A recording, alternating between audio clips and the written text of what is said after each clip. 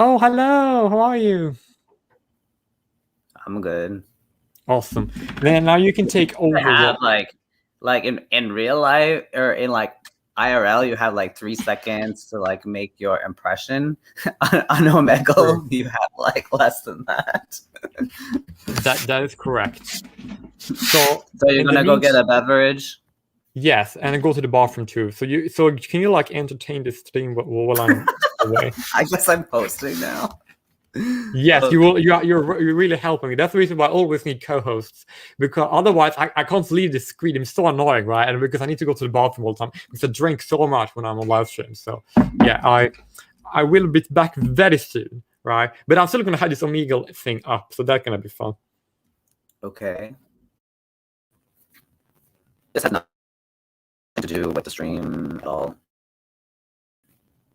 Like this particular stream of Racepilling, but I've just been thinking so much about people's opinions of Israel. Well, that's going to get me this stream banned. Is there someone there?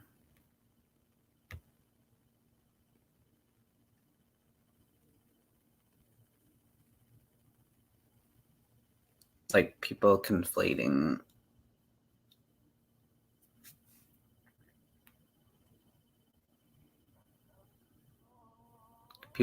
the nation of Israel in the Bible versus the country or political state of Israel now. It's like they're not the same thing, people. It didn't even exist.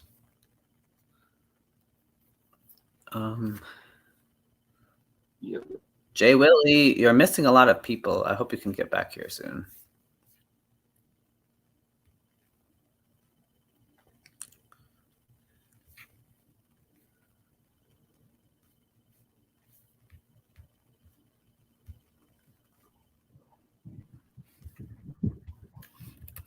Oh, I should introduce myself. So I'm Kapow, and I have a YouTube channel that is mostly about dance. Well, yeah, it's just about dance, really. Called Raw Unplanned Dance. So if you ever want to check it out, you can.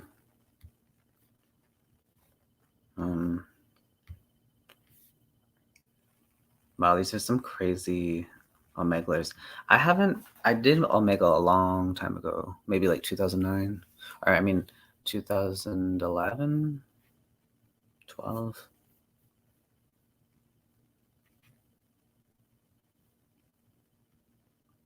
If someone doesn't see a face on there, they're going to go away or they're gonna skip. I'm interested to see what Jay Willie has to say in this Racepilling stream. People's concept of race is very weird. And antiquated.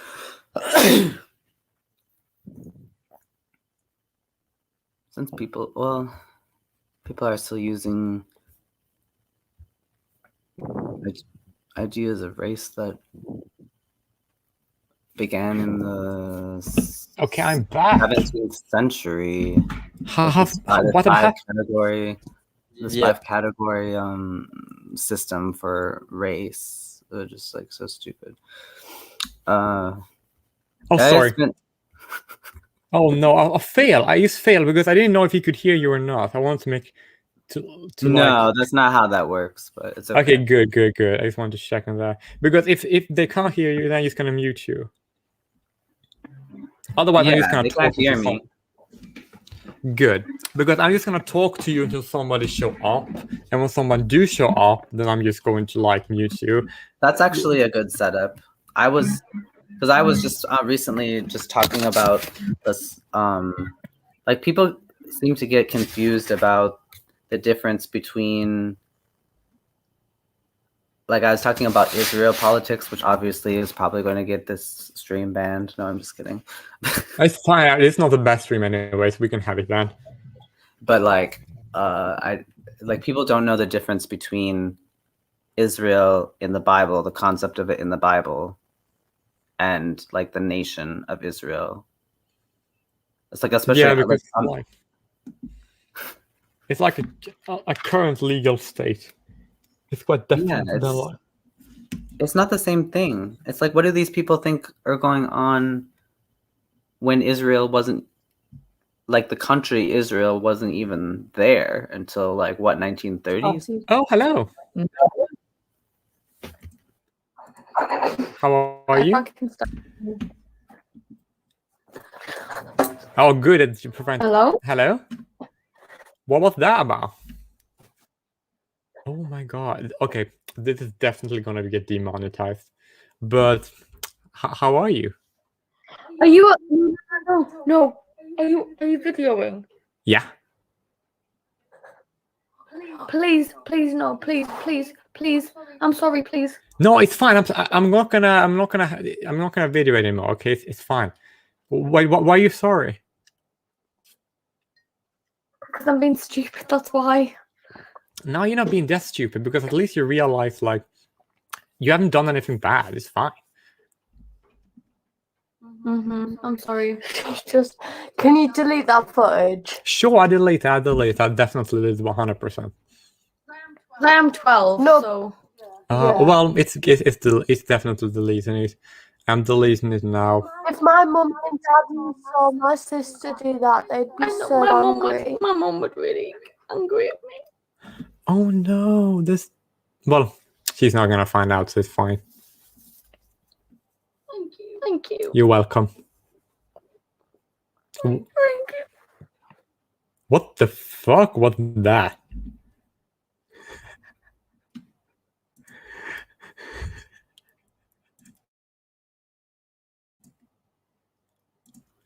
Did you see that? No, there's a lag for me. Oh, that's fine. What happened? But you do see like the Omegle stuff, right? A little bit. Oh, that's good. But what happened exactly? Oh, hello. How are you?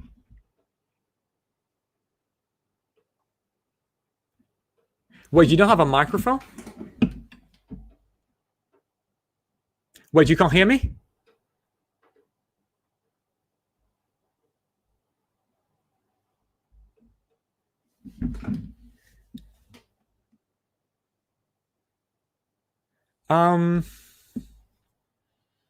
Like, I do believe that no, I believe that the diseases are real, but people are using it to control the masses because it was made in a laboratory.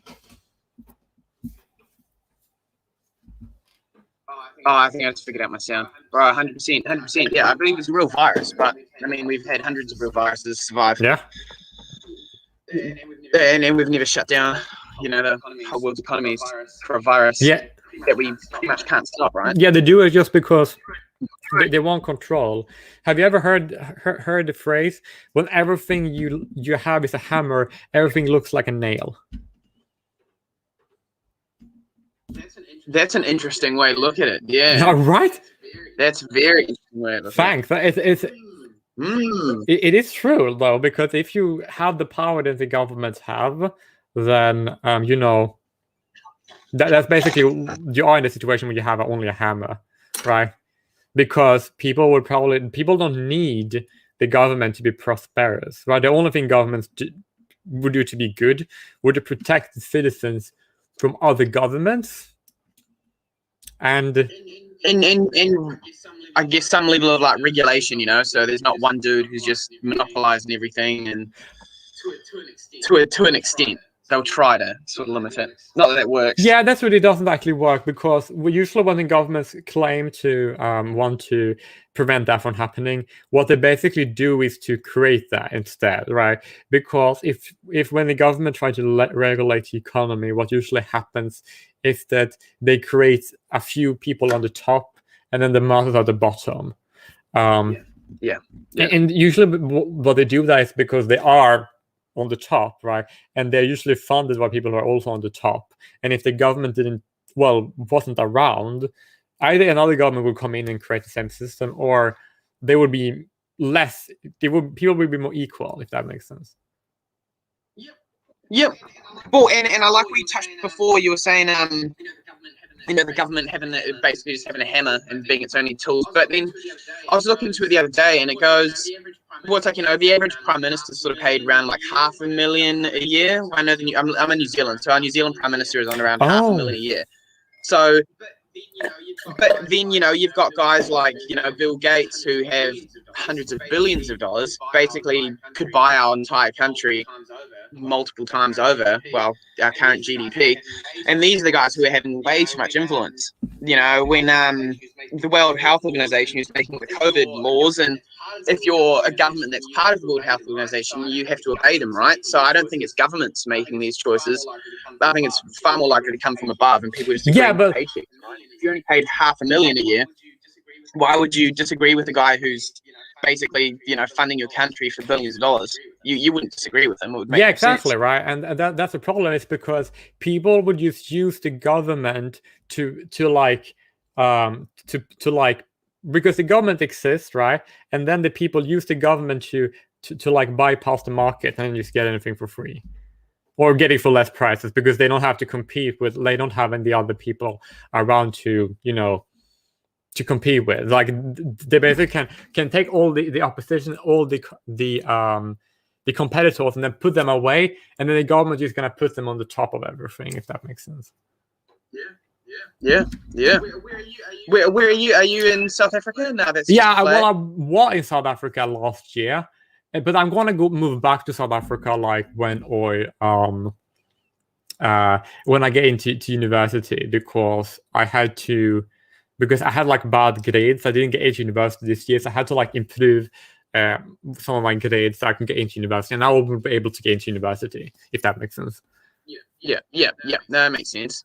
Oh, well, I'm glad there's people out there thinking about it like this. I agree. I found a few people that that are on this sort of track as well. And I was talking to a guy from India the other week, just on this, and he was saying how they've done this. They're really pushing at the moment in this Western media about how there's the big second wave in India happening. And so I was talking to him about it, and I was saying, how do you feel about it? And he was saying, well, firstly, the second wave started basically right when they released the vaccine. They started the vaccine rollout, and about 3 weeks later, the second wave starts. Awfully convenient. And then you're saying they're shutting down a lot of these, poorer places like the Mumbai, New Delhi. A lot of these markets, we have a lot of, poverty and people begging for food.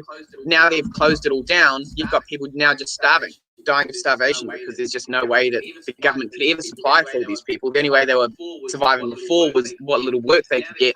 Now they're told to stay inside, which a lot of them don't have houses. Hey, stay at home, eat your own food. A lot of them don't have food. And now there's like hundreds of thousands of people dying just of starvation, of malnourishment, not having access to doctors and things because they're told to stay inside. Yeah, so it's just it's almost like it doesn't really help, because I know in South Africa, what happened was that like crime went up. Like, it's already high, but it went even higher than it was like in the past, if that makes sense. Yeah. And then what also happened was the people were like had like hard time to like earn a living. Like, they were harder time to earn living, so they like shut all the economy, right? I was like with my classmate, because I was living in a school residence area, right, when I was living in South Africa, right? So therefore, like we had to go and buy food, because we were not allowed to go outside our homes unless we're gonna buy food, right? So we went outside, right, and then we bought food, me and this chick from my school. And we were walking the streets of Cape Town, like the streets of Cape Town in the middle of the day were completely empty. There was no one there. That's crazy. It's insane. Yeah, that's crazy. And the government are just like fucking up everything, right? Because like the corona like hits Africa really hard. Basically, almost I mean, like our government hit the country pretty hard, but then the disease is like made. It was first like both these things together like made it even worse, and just the government. Like the country like stopped developing and then just went backwards. But that's what the government already did. It's not the COVID just did it more, or the COVID regulations did it more, if that makes sense. Definitely. I agree 100%. And just instilled all these more forms of control and everything. I mean, Japan, South Korea, neither of them had lockdowns. Both of them did significantly better than the neighboring countries or all of these Western countries with no lockdown. Fun fact: there's actually one Western country that didn't have lockdown. Want to know what that is? Sweden. Yeah. Yeah, and they didn't do too bad. I mean, they did a little bit worse than some of the neighboring countries, Finland, Norway, but not significantly more. And they have it, and for one of the the worst pandemics in history, well, like that's what they're trying to like push it as. Nothing. 90% of the deaths were over the age of 60. 96% were over the 96% were over the age of 60. 90% were over the age of 70. What does that mean? Does that mean it's it's killing everyone fairly? No, clearly not. Does it mean it's targeting old people? No, of course not. It's just targeting people with weaker immune systems, which is generally older people. That makes perfect sense to me. Crazy world, man. Indeed, like it's almost like we don't really need any form of like work of fiction, because the reality is like so weird already. That's like it's basically the same thing at this point. It's actually kind of funny. Well, yeah. Oh, yeah, exactly. Well, yeah, it's like we closed down the whole economy for healthy young people when it's like we could have easily just, shut down places, shut down rest homes, hospitals, keep them, very strict and. Why shut down the whole economy? Why keep kids out of school? It makes no sense. Why have kids wearing masks when it pretty much doesn't affect kids? Yeah, and I'm also very worried about man. the vaccine. Crazy. I'm worried about that too. Yeah, same. Same. They still can't tell us where it came from. I still think it came from a lab, but they're still trying to blame it on this. Someone ate a bat, but they still can't prove it. They can't find the origin, but yet they can tell us. But yet they can make 3 or 4 different vaccines for it. Makes no sense. Can't tell us where it came from, but you can tell us how to solve it. I do think I have a bit convenient. Very convenient. But didn't it come from a lab though? Well, it's unproven where it's from. They don't know. And I mean, to me, it's like, well, so under that Dr. Fauci, when he was under Obama, they were giving millions of dollars to the epidemiology lab in Wuhan. Oh, that's interesting. That's information that definitely needs to get out there. It needs to get out there. Really bad. 100%. Exactly. Did you? I mean, like beyond a coincidence. I actually believe that if people, if they want to stop people from dying, then none of this stopped people from dying. It just made like younger people die more. It just like redistributed the die. It's so dumb. Like yeah, exactly. I agree. Because did you know the one thing that's probably kind of really awful that happened? But know what the South African government said? It was really awful. Want to know what that was during lockdown? What was that? The South African government literally said that, you know what, we are not going to give people. We're not gonna give people we're not if you need any form of help because of the lockdown, right? We are not going to live. I'm not kidding. They said we're not going to give any aid to companies that are the primary workforce or is primarily owned by minorities.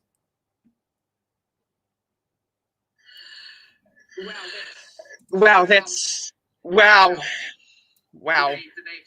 Did they explain this? Was this the... Well, they said that if they were primarily owned by minorities, then they should have thought about this before they were primary minority owned, and they said they want to make it more equal, and giving it to just companies owned by minorities would give disproportionately more to minorities for some fucking reason, which is insane. This is the most I was because I don't mind Trump. No, go on. I was gonna, yeah. What I like. Sorry, I don't mind Trump, but it's like that's dumber than what Trump would say. You know, like significantly dumber. Wow. Yeah, 100%, right? It's so I dumb. actually saw that the South African. I actually saw that the South African government, like, because when I was like before I was born, right? Because I was born in the 90s, right? My parents actually thought that the South African government in the future were going to be, well, different to the one before I was born. Well, apparently not. So that's like unfortunate. Yeah, apparently not. Which is it's absolutely wow. it's absolutely ridiculous. Wait, are you on Discord? I should be. Nah, I'm not on Discord. I don't have any social media. I should get something. Yeah, because if you want to, I do have. Nah, not anything. What do you say? Oh, no, keep going. Yeah, oh, because I do have a Discord server, and I can invite you if you want to. Yeah. What is it? Yeah, it's I posted there. You can screenshot it and then type it down, or you save the link to like a Word document. Yeah. Perfect. But if you don't mind me asking, because I know that South Africa and like New Zealand like have like. I mean, like, it's both countries that used to be like part of the British Empire, and I need to because like, I know that on my family, right? I know that my mother's side of family are mainly from Sweden and Cyprus, and my dad's side of the family is mainly from Scotland. How about for you? All my family's pretty much from Holland or Germany. Well, that's pretty cool. Actually, a little bit of my of my mother's ancestry is also from Germany, so I got that in my too. And as in South Africa, a lot of people ancestry is partly from Holland too, so that's pretty interesting. Because I actually heard that weren't there a lot of people in your country whose ancestors came from Croatia or from like Scotland? I definitely know a lot of Dutch and Germans. Yeah, a lot of I haven't heard of Croatian too often. Yeah, that I do know. Yeah, because like I actually a lot of English. Oh yeah, that's so true. South Africa is a lot of English. Like, English is like so many, but well, being part of the British Empire is like pretty much explains why that's the case. But it's still interesting. I just find like ancestry to be like to be very. There's like my biggest interest. For me, at least. Ancestry. Oh yeah. Yeah, same. Well, I definitely like knowing the history behind people and. Yeah, it is. Why they are who they are. Oh, good luck to you, man. I mean, I'm glad to hear people. Yeah. Thinking it, not just blindly sort of following and saying yes to everything. Yeah, no, I was always like known to keep like a critical mind about stuff, and like I never. Good. Yeah, it's just like when someone tells me something, right? Then, well, you have doubt when people talk, and you shouldn't blindly believe it and everything people say because they might like have an agenda. Like, did you know that Taiwan actually had the information about the COVID, but the World Health Organization, they were like, no, we're not gonna do anything with that because we don't want to make the CCP angry. No one wants to make CCP angry. Yuck. Wow. Don't you like don't you like have a because I heard in Australasia, you know what I mean with the Australasia, right? Yeah, like a lot of, I heard that the CCP are like have like too much influence in their region. Is that like true? Or is it like a growing problem? Yep. Ugh, that's terrible. Yep, but New Zealand, Australia made a firm stance against China, and then New Zealand sort of said, "Oh, Australia, don't do that. We need to keep trade." But like, going. why would? And then so New Zealand, like what? Yeah, our government. Oh my god, your government is so awful. Like, I don't like your government. Like, I don't want to think it's like, because like, why would you? Like, you don't need trade with like an organization. You don't need trade with China because like China, they are like China. They, for example, they don't. like because they're communists, they're very hostile towards markets, if that makes sense. Yeah, exactly. And the more we trade with them, the less we're going to be able to trade with anyone else. The more restrictions going to put on us, more trade agreements we're going to have to, abide by. But now our whole government, I mean, our prime minister at the moment is like a lady in her late 30s that's never had a real job, doesn't understand business, and she, just straight away put our country in lockdown, lock people inside their houses and stuff, when it's like we're an island. We're a little island in the middle of nowhere. Just stop letting people in the country, and then there can be no COVID. Oh, no, but we want to play sports, and we want to have sports teams, and so they keep letting people in the country, and then we keep getting COVID. And so we keep having to go on lockdowns, keep having to shut down. Like it would be... Makes no sense. I remember that Namibia, when South Africa got the COVID, Namibia was kind of like, nobody can enter or leave the country until later because of COVID. That's what Namibia did, which was a good thing, right? Nobody could go there because they didn't want to spread to come. Well, it's kind of hard to spread disease in a country that is basically a desert, but but still, it was a very good move. And it was some people that were in South Africa, in Namibia, they were like, who were from South Africa, like, no, we can't get back to South Africa, right? So they had to like wait for a while before they could go back to South Africa. Kind of interesting. It was, yeah. No, it's very strange, man. Very strange. But, we can't cure poverty. We can't cure anything except, but a flu that affects, old white people. Oh, yep. We better shut down the whole world for that. Like, crazy. It's so interesting because, like, because it's so funny that, like, terms when it comes to... it's kind of hard. I have to talk from the beginning. You know about the color theory? It was like the color theory where a person, right? He basically tried to categorize people into like by race into like different colors, if that makes sense. Remember? Yeah. He basically used the term black, white, red, yellow, and brown to like classify people, right? And then and then like the color theory was like debunked. You know about that, right? I'm reading about it now. Yeah, just opened it. Yeah. I don't know if it's called color theory. I used to call it that because it's like simple. So it did it. Well, color theory came up. Really? Yeah. Well, that's interesting, right? But fun fact is that, like, because I'm very interested in like genetics and ancestry and anthropology and stuff like that, like the color theory like was like debunked before like we were like even born, right? But like the terms such as that the color theory like suggested, such as white and brown, to referring to people by race, have like been debunked, but like the terms are still used for like reasons. I do think they have like some sort of utility, but like barely. Does that make sense? Yeah, that makes sense. Because if you like terms, use terms such as, for example, Germanic ancestry, right? Like that would be an accurate thing because, according to the anthropological science, the Germanic like people is like an accurate genetic classifier of people, while terms like white is not. Does that make sense to you? Yeah. Well, that's good. No, that does make sense. Yeah. And that's like I find it kind of important to like to like spread the word about that, because it's very interesting that people know about like reality. But I think that I know you can relate to that, because isn't that what you do as well? Like you opened with like talking about the COVID stuff, which is very good.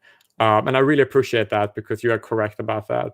So you're like on the same page as me, that like I want to like spread awareness about like Definitely. I feel like that's the biggest thing in the world right now. I used to talk to people a lot about 9/11 and things like that, but now COVID is the big one. But that's good. No, I spent a long time. No, it's very good that you do that, because I basically do the same thing. But my general like focus area is basically when it comes to like ancestry and genetics and what people, because I find it to be very important, because people's ignorance about the topics is exploited to control and abuse people, which is like bad. So therefore, spreading the truth about this. It's a big topic right now. Yeah. Well, yeah, and I mean, you know, a white person is like demonized by everyone right now, right? But then it's like, you know, yeah, exactly. What's the definition of a white person? Right. You know, because no one's just one race. No one's 100%. Well, not many. You know, 100% this or 100% that. We're all mixed.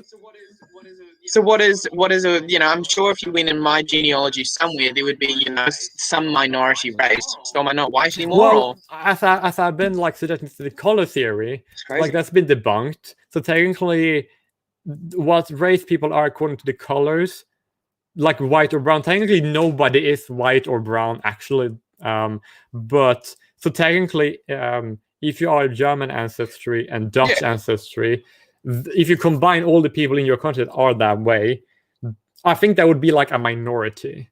And the same thing for me, right? How many people in South Africa are of German ancestry, right? Even if we take only white population, that would still be like not all of them, right? And when it goes to like the Greek Cypriot or the Scandinavian and Scottish part, that's also a minority. So technically, if you go to places, so technically you would, and I would technically still be a minority regardless, if that makes sense. Because like the reality is that is that all the different like ethnicities are like they are different. So technically we are all mixed, because like if you are part Dutch or part German, you are technically mixed, and I'm also mixed because I'm part German and part Scottish. That's also like a mixture. It's just that people don't call it a mixture because according to the color theory, which was debunked before I was born, it's like the same race, which is not, because like science knows that it's different, because whenever a population exists, right, then it separates, right, because of genetic drift, they're going to become different, right? And just because they have the same skin tone, that doesn't mean that they're the same. For example, like if we take like a Rohingya, for example, they are Indo-Europeans just like us.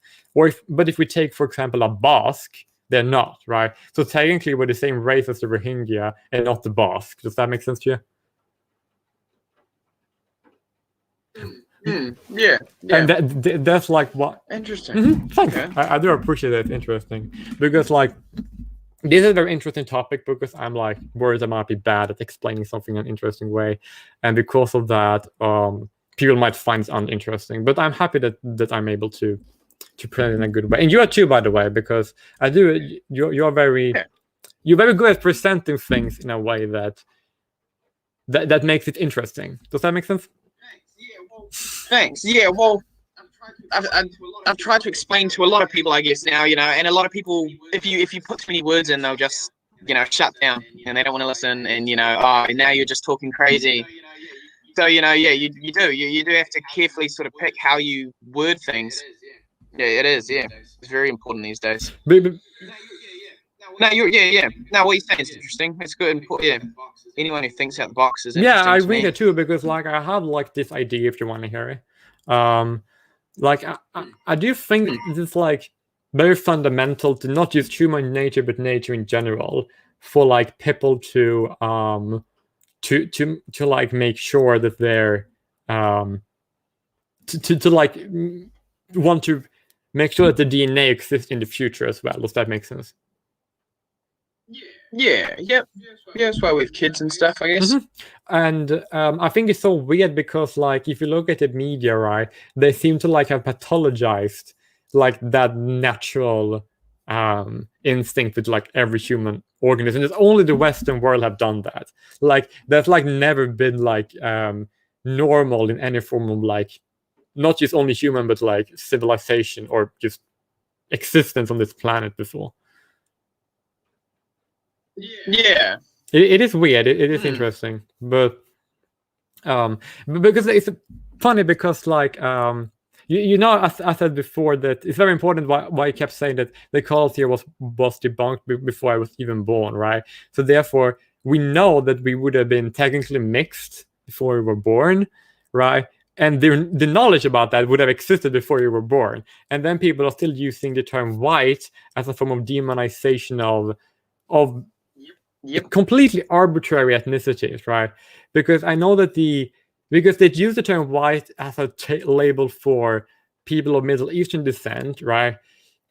When they want to, right? But they don't call like Jews and Arabs white when they want to pitch those people against those of European descent. Does that make sense?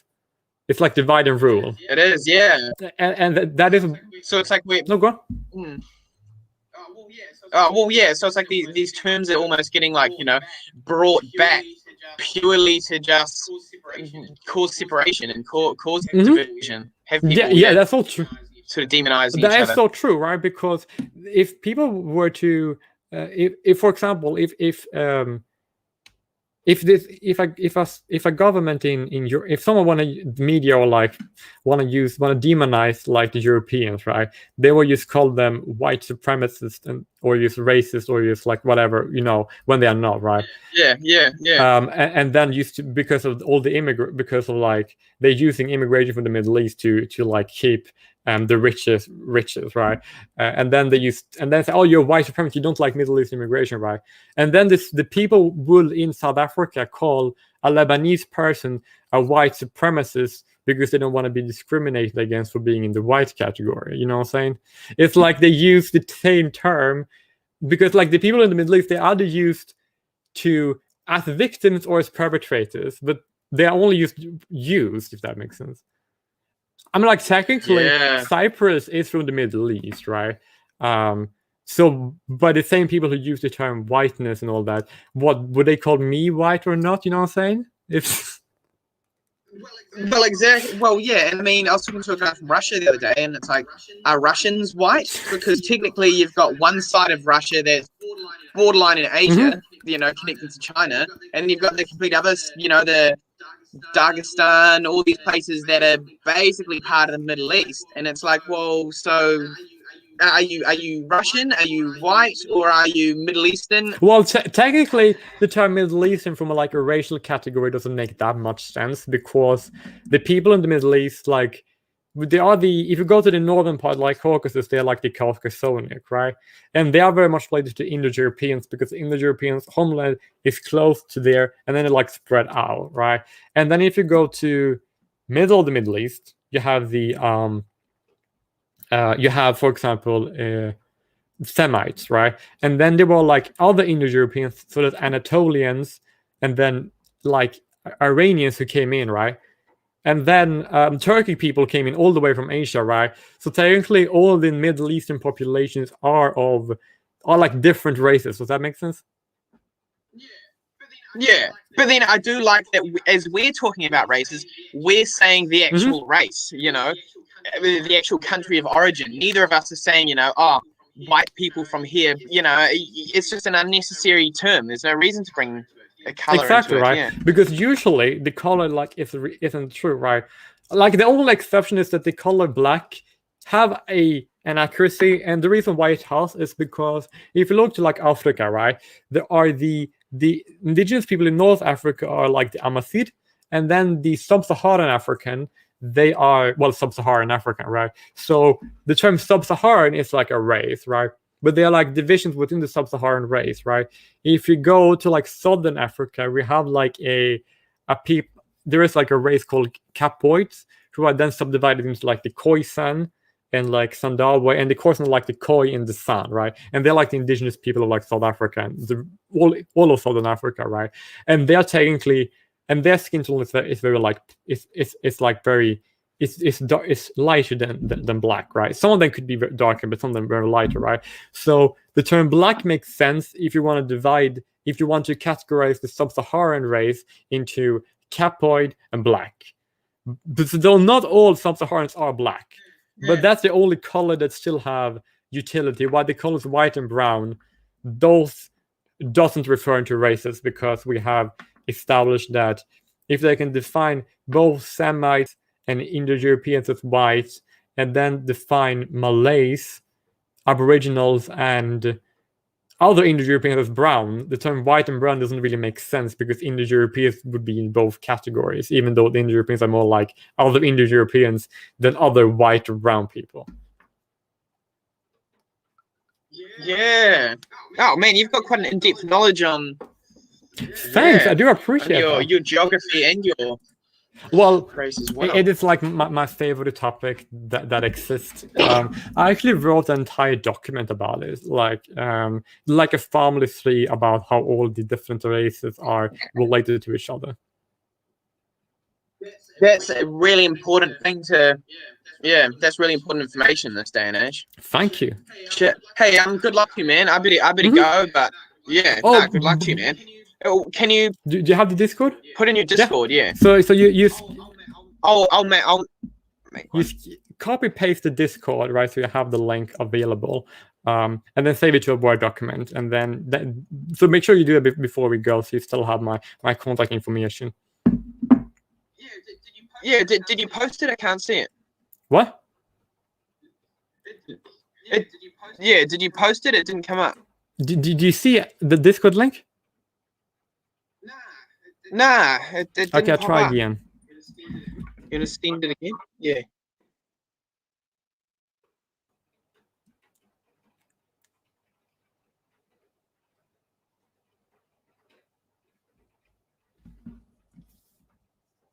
Have you seen it?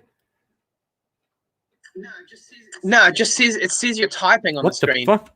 Well, we can give it a minute, and then and then when it's gone a minute, you can see if it's just slow. But have I sent you any messaging? Nah, nothing on my screen. Well, I do have a YouTube because if you have my YouTube, right, I usually have my Discord on there. If that makes sense. You want? Yeah, that'll work. Okay, good. Yeah. I send you more YouTube instead.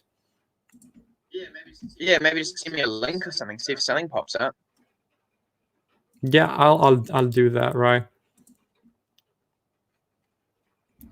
Here you go. I posted my YouTube right now.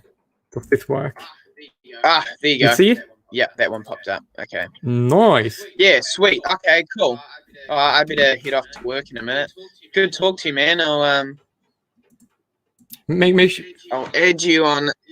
Yeah. What's that? Do you follow my YouTube channel? Yeah. Yeah, that popped up. Perfect. Yeah. I'll go check that. I have not added my Discord to my YouTube yet, but I will do it like today. So just checking a little bit later today, you'll probably find it. Perfect. Cool. All right. No worries, man. See you. See you later. Bye. Bye. That was awesome. Racepilling just means that I'm telling people the truth about the race, because the color theory, which has been debunked. Oh, hello, fam. How are you? Yeah, can you lift up your hand for me?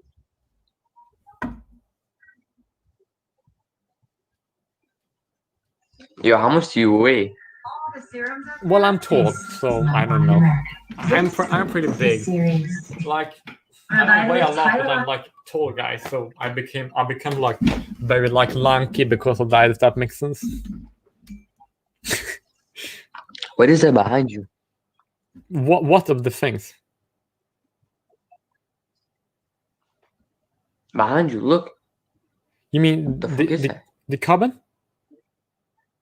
The flag? The tower? No, look. I am looking. No, just look. Turn around.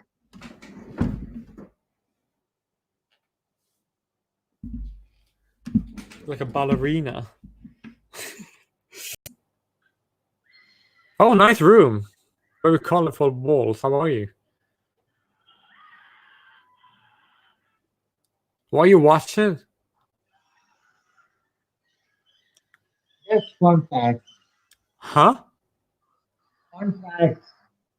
Technical facts about infrared. Oh, no. Hi, how are you? Yeah, I'm good. Sorry, I was watching something like it's just facts on Facebook. Interesting facts. Yeah. That is interesting. You know what? I have some interesting facts. What's that? Do you know Wait, I don't know where to start. Well, I can start with something easy. Are you Indian? Yeah, I am. That's interesting. Yeah, but don't think I'm from the south actually. Are Have you- you ever wait. heard of Kerala? Oh, okay. But I need to guess something if you're from Kerala, right? Are you Karnatakan? What does that mean? No, Not Karnataka. Not Karnataka. Karnataka is basically another state in India. I'm from Kerala, the southernmost oh, you Tamil. state. No, not Tamil. Like Tamil is to the right side of the like south of the Kerala. To the left there is a small state. That's Kerala. Oh, interesting. On the side of the Arabian Ocean. Oh, are you like Konkani? What? Konkani. Not Konkani. It's Malayali. Mallu. We are Wait. Mallus. Oh, are you Malayali, right? Yeah, Malayali. That's awesome. I like that. It's nice. I know about the Malayalis. You're like Dravidian, right? What? I didn't get you. Are Malayalis? Are you Dravidian? Dravidian. The Tamilians and Malayalis, they are from Dravid Empire, like the descendants of Dravid Empire. Yeah. Yes. And Mughal also. So you do know some history about India. Yes, I do. It's interesting because like what I'm doing now I find ancestry and all these things, all these people to be very interesting and important. Okay. And I do, and my priority is that I want to talk to people about it so that they know all about it. And you seem to have a pretty good head on the shoulder. You seem to be knowledgeable about this topic. Actually, I can't follow your accent. That's the main issue. That's true. No, it's Yeah. fine. It's fine. You seem to understand things already, so that's very good. It's nice. It's nice to talk to people who are on the right track. But it's like if you look to English, the English language, right? Different dialects have a hard time to understand each other. Isn't that true? So where are you from? America? Well, actually, I usually lived in Scotland, other parts of Britain, France, and South Africa, and my dialects are basically influenced by all these regions, and that's the reason why I speak this way. I got it. And you are from Kerala. Yeah, the accent, the English accent of Indians are quite different than any others. Like, sometimes I'm finding difficulty in understanding. Like, right, I'm in Canada, and I am finding difficulty in understanding what the English people in Canada are talking sometimes. Like, they are too fast. The English is too fast, and we can't grasp what they're saying at all of a sudden. Yeah, that makes sense because like we speak like different dialects of English. Yeah. The hardest English to understand is of the Australians, I think. That makes sense to me, right? That is why it's pretty difficult. I was talking to a guy from New Zealand. It's pretty similar dialect, but it's easier for us because if you have lived in South Africa, the dialect is a little bit more similar. And if you go to Canada, it's like if you have here's South African English, right, in the middle, and then you have Australian English here, then you have North American English here. It's like in between, if that makes sense. And that's the reason why it's easy to understand it. But what we Indians use is the written English type accent. Yeah, we don't follow much pronunciation. We just talk it just how we are like taught in schools and all. Yeah. It's just written, and we use clear English. Like here, they would say if we are saying "How are you," like I would say "How are you," but here people are saying "How are you?" Oh, like how are you? It's funny because it's like a flow. Yeah, because I usually say like "How are you?" or like "How's it?" Because in South Africa, people say "How's it?" a lot of the things. And how you doing? How you doing? With G silent. What is that? Like greeting someone, when we are greeting something, someone would ask me, "How you doing?" It, how you doing? Yes. He would say, "How you doing?" And they would be like, "How you doing?" With the G would be silent, and we would be like, what? Yeah, it's hard to understand. It's also kind of funny because if you go to North America, they basically pronounce all the A's as E. They basically say like banana, a tomato, and potato, right? But we usually say potato, banana, and tomato. Yeah, we Indians use potato. Yeah, exactly right. Your dialect is like it's like different. Potato. But you can see the difference between like there are the like tomato and there is tomato. You know what I'm saying? Yeah. That's a difference. And when people say tomato, I'm like, what? That's weird. Like I understand it, but it sounds weird to me because I'm what people saying tomato. So what are you doing? Like studying or graduated already? Well, I'm sort of in between because I did graduate my previous education and now I'm applying for a university. And that's probably gonna start next year. Or maybe earlier. It depends. Okay. Like I'm doing my post graduation in Canada. I'm an international student here. Oh, that's nice. It's nice. I like international students. I'm a mechanical engineer graduate from India. That is cool. That's pretty impressive. Yeah, so I'm more into the technical side. So what I always do is like there is some page called it's just always they upload videos of science facts about infrared, about motion and all, and I would be always watching their videos like.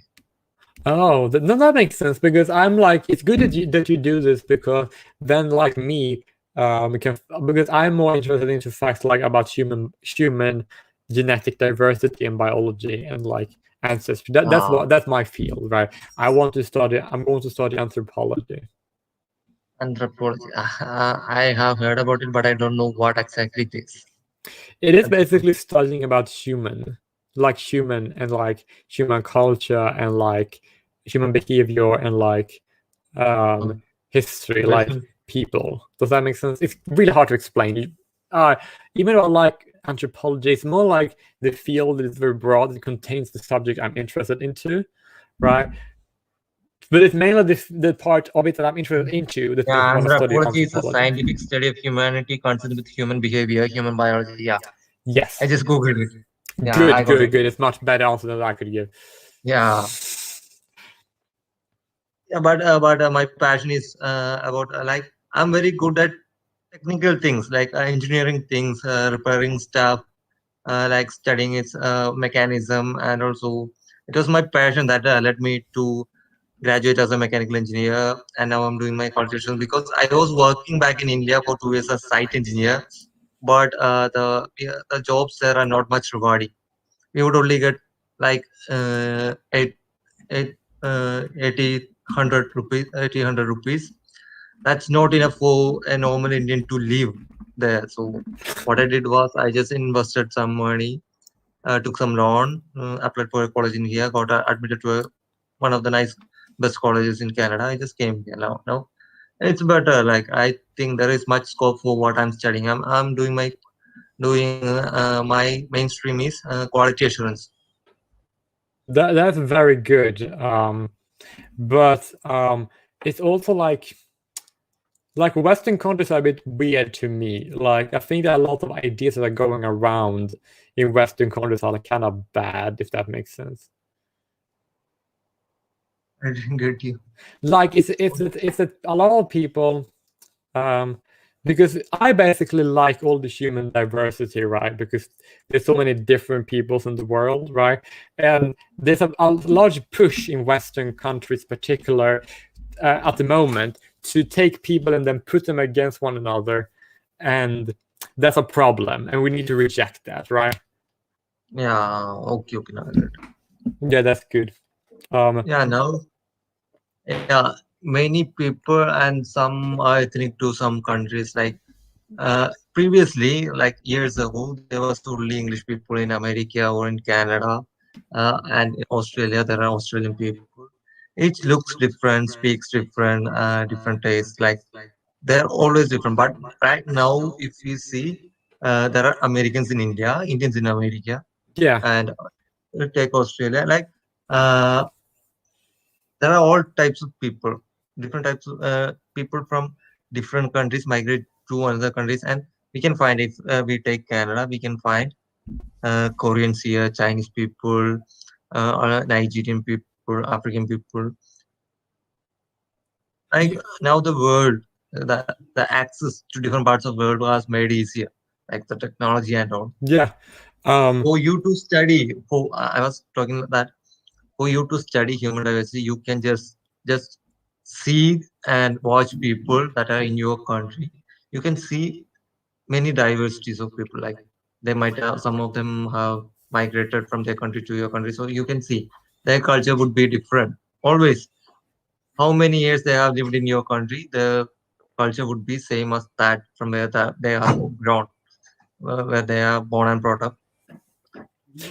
Well, I guess that kind of makes sense, but it's also true, right? Because me, like, I know my mother's side, we are mainly German, right?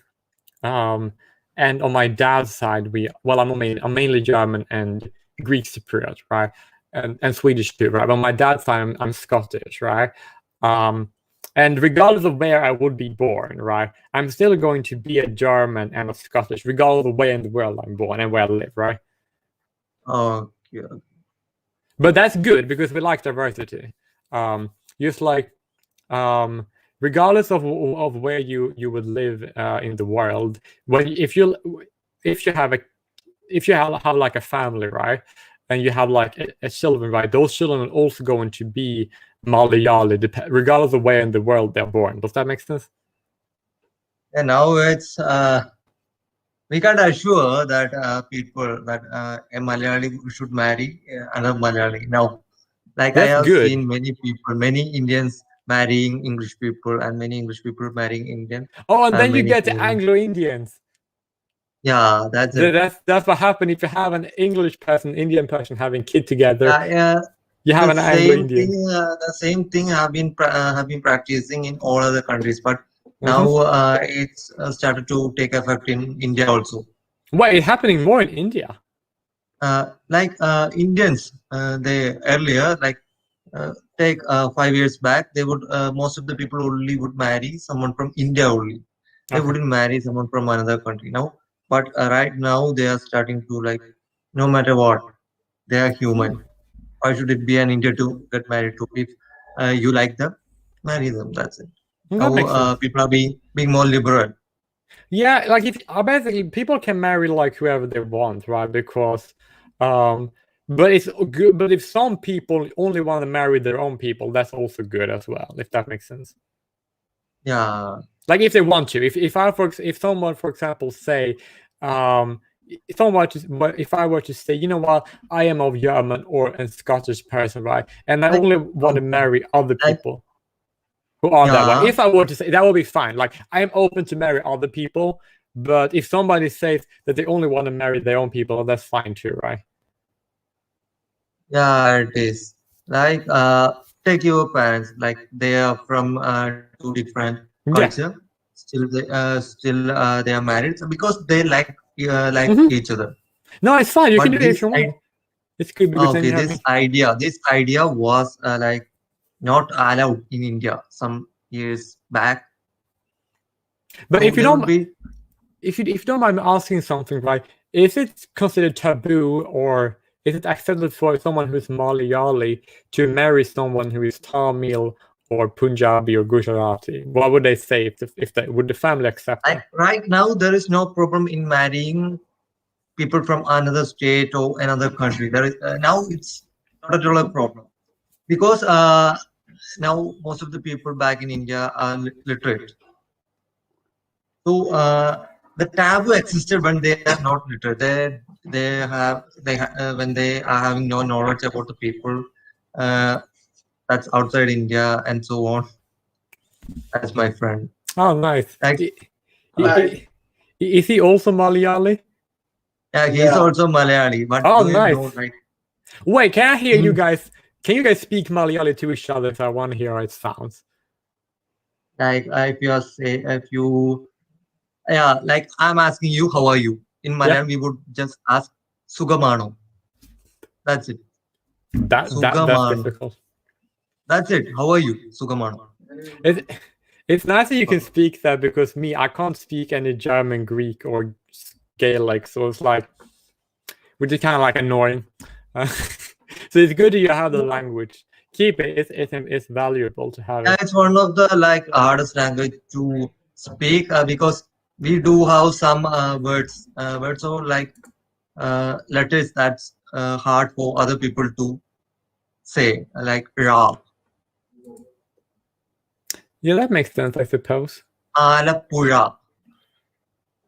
Like most of the English people, when I ask them to say this name, they would like alapuza. Like I would try saying it, try pronouncing it. I can't try. Alapusa.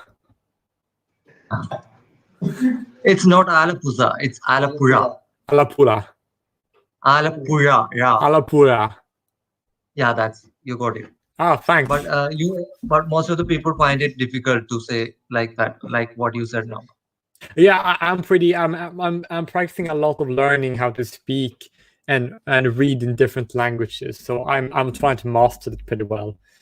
So I've been learning that for a while now.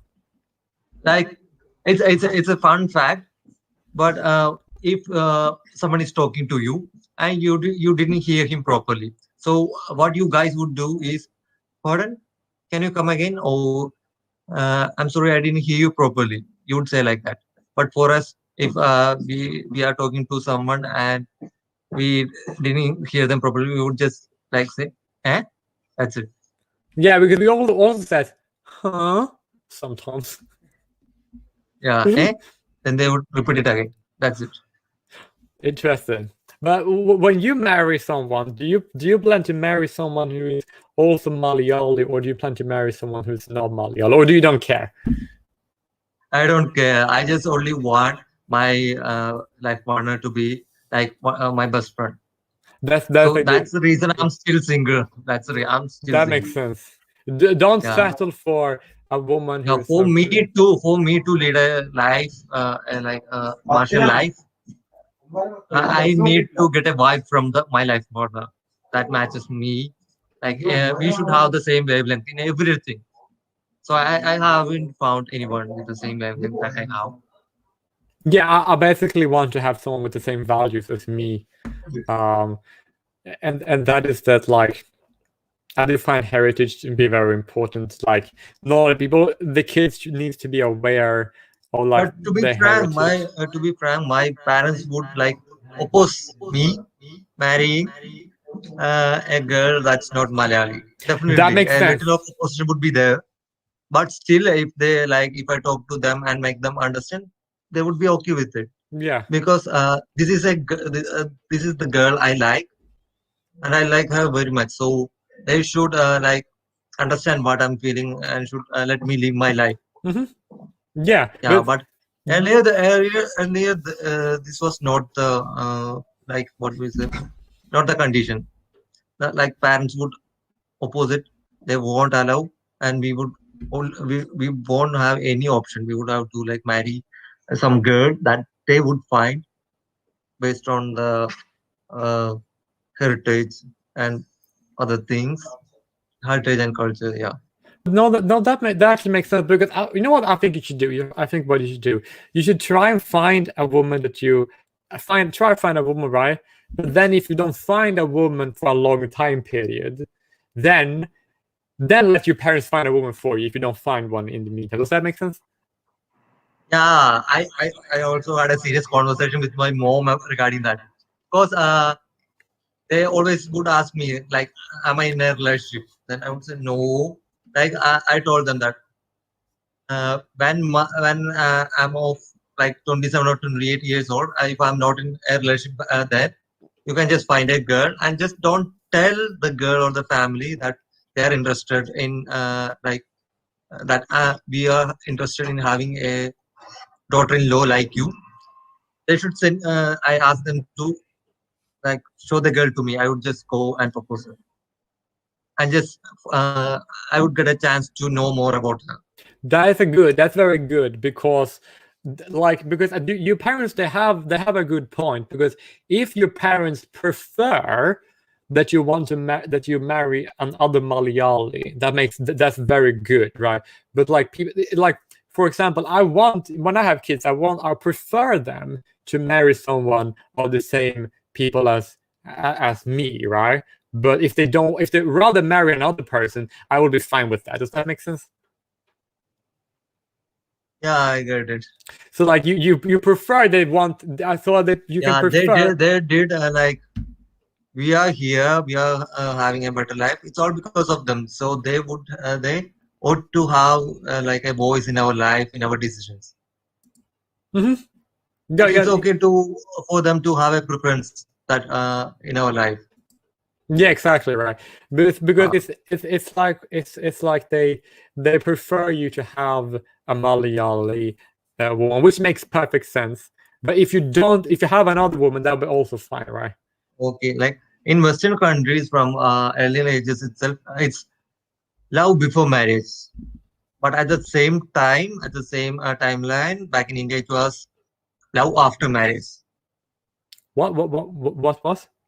Like take 2010 or something. In that time, it was in most of the Western countries, it was like love before marriage. Like most of them would be in a relationship and eventually they would marry. Right. Yeah. Like around 90 or 80% people would be having a love marriage, right? No, But that back makes in sense. India, when it was 2010, 2008 or something, it was almost the time was not that liberal, and there would be like love after marriage. Like the parents would find a girl for a boy, they would marry, and they would get to know each other after marriage, and they would fall in love with each other after Yeah, that marriage. makes sense. That's very logical. Like for me, like I do want to prefer to have kids with someone like of my own people, because I want my own people to keep existing in the future, right? It's very logical. If your parents want you to marry another Malayali, this makes sense, because then there will be more Malayalis in the future, and that's good, right? Yeah, it is. But if your community or your people are minority, like less in numbers, it's okay. Yeah, it's okay, You fine. can, I mean, yeah. like, But like India, no, Kerala, where Malayalis exist, it's a state. Like Canada is 3 times India, yeah, that makes sense. 3 times larger country than India. But the population in Canada is just famous that of Kerala, which is only a state. Yeah, One of the it's state in very 14 states in India. No, yeah, 14 states in India. See the difference.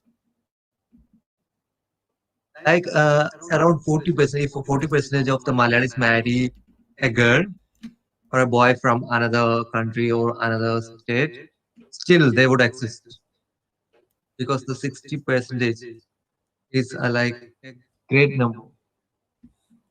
It's yeah. very popular. No, that makes sense, I suppose. Yeah, it's actually very, very logical. But I actually would say that if you compare the Western way of meeting someone, it's actually the way you do it in India. You arrange marriages. In many ways, it's actually more logical. Does that make sense? Yeah, it is. Arranged marriage is much many way logical. Like uh, in India, the divorce rate is more if it is a love marriage. So if I love a girl, I just ask my parents that if I can marry her, and they would okay, they would just give me consent to marry her. And in future, if something happens, if any clash happens, and it would eventually end up in divorce, the parents and the relatives would always blame me for loving a girl. Yeah, it exists in India. Oh yeah. So like we can't predict our future, even if it is a love marriage or even if it is an arranged marriage. We can't predict our future if it could last long, could a break in between. Yeah, It's on the- because like yeah, that makes sense. Like the person used to like have a hard time following, but yeah, it's very logical. Yeah, but like it is very because it's very for me, for most people, right? We do want our genetics to exist in the future, right? yeah, And because of that, when we do want to, a lot of people want people that their own people to have a lot of kids, right? Or not enough, but to have a lot of kids so that they keep existing in the future, right? yeah. Genetics, it would like get passed on by generations, but what we should care about is the culture. We should bring let our culture die. That's what I'm more concerned about. Even if I'm marrying an English woman, still I would teach our like son or daughter how my culture is and how my life partner's culture is. Yeah, but that's I good. won't let them, I won't let them forget from what culture I have been growing in. So I want my kids to understand the culture of a Malayali and the culture of their mother. Your microphone became a little bit muffled. Okay, like Oh, now I my can hear you elbow again. is getting up. Like I want my kids, even if I'm marrying a non-Indian woman, I would want my kids to know my culture and as well as my life partner's culture. No, that makes perfect sense. It's a good Yeah, idea. genetics, it can be choosy. Like for me, if we are having two kids, either if one kid can be like have genetics like me as like an Indian, and the other would be having genetics like my life partner. Looks like Oh yeah, looks. She can be like more like English people. Yeah, it depends. It's genes and other things. yeah, but We can't do anything about it. they usually end up being a little. It's funny because if a kid gets born, right, they end up being more like the daddy, like an appearance wise, because the dad needs to recognize the kid, right, when they're born, right? Because before we had marriage, people didn't know. So therefore, if they look like the daddy would care, right? And then when you grow up, you become more and more like both parents. You start out being so much more like your daddy and less like your mother, right? But when you grow up, you become a little bit more like both, right? So if you're an adult male, you're pretty much like both daddy and mother. But if you're a Yeah, woman and you grow up, right? And but if you because women doesn't grow up they don't change their appearance as much as men do when they're an adult compared to when they're children, right? yeah, They still end up looking more like their dad than their mother when they're an adult, whereas boys end up looking more like their mommy and daddy when they're adult. Does that make sense? yeah. They do. Like I have some of the features from my dad. My complexion is my mother's. My hair is like my father's, and my body it's also like father's. Yeah, And my face is like my mother's, I think. it's like me. Like you see this hair, like this curly hair. It's the Cyprus Greek hair, right, from my mother, right? But like I'm like tall. I'm very tall, right, from my dad, right? Like, and also my pale Scottish people are pale, right? And see how pale I am, right? And I'm pale like Scottish people, and I have Cypriot curly hair like my mom's family. So it's like I do. It's you see, I have the both in me. Like my parents are short. They don't have much height, but I'm taller than them. They are like 5'4" or 5'5", but I am 5'9", 5'9" or 5'10". That's good. Well, it's good that you're Yeah, taller than your parents because I'm pretty short. I think that's because from my father's ancestors, they were tall. Only my father is short. Just because my father's mother is short. My Oh, father may like if my father is short just because I think his mother is short. His mother is just like 5 feet or something tall, not 5 feet. 5 feet or something. that makes sense to me. Yeah, but my grandfather is much taller. He's just like 5'8" or 5'9", I think. Yeah, that makes sense. Yeah. But Like it's also, some of the genomes, some of the genetics that's been passed on generations would get capped in between, just like me. yeah, Like my grandfather was tall, but my father is short. Then after my father, it's me. I'm tall. because you have like a lot of genes within you, and then not all of the genes are being expressed. Yeah, it's But mixed. Like it's the XY chromosome and the DNA. Like it gets rebuilt. Only a trace of my father's would be left in my DNA.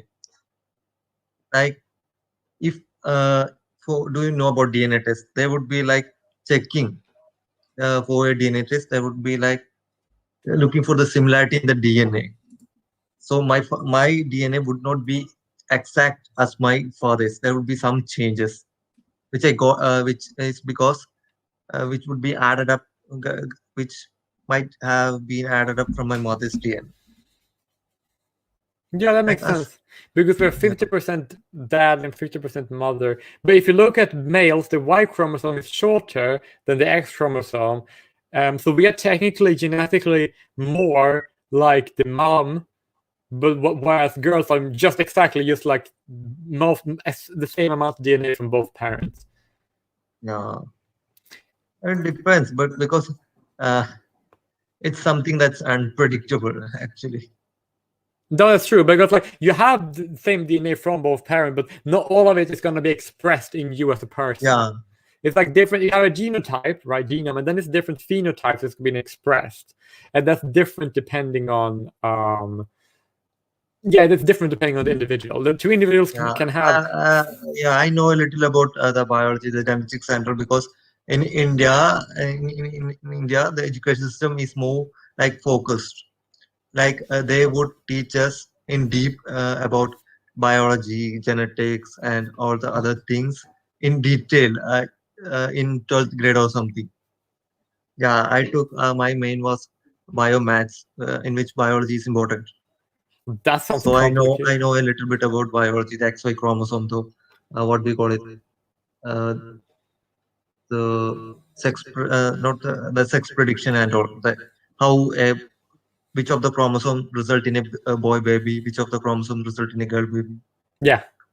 Yeah, that's I think the XY is mentioning if it is a boy, it's XX. If No, it no, it's the other way. XY is okay, okay. boy and XX is girl. XY is boy and XX is girl. Yeah, that's how it is. Yeah, But like, if you don't mind asking, if when you marry someone, do you plan on marrying? Could you marry a woman from any people, or would you prefer some people only?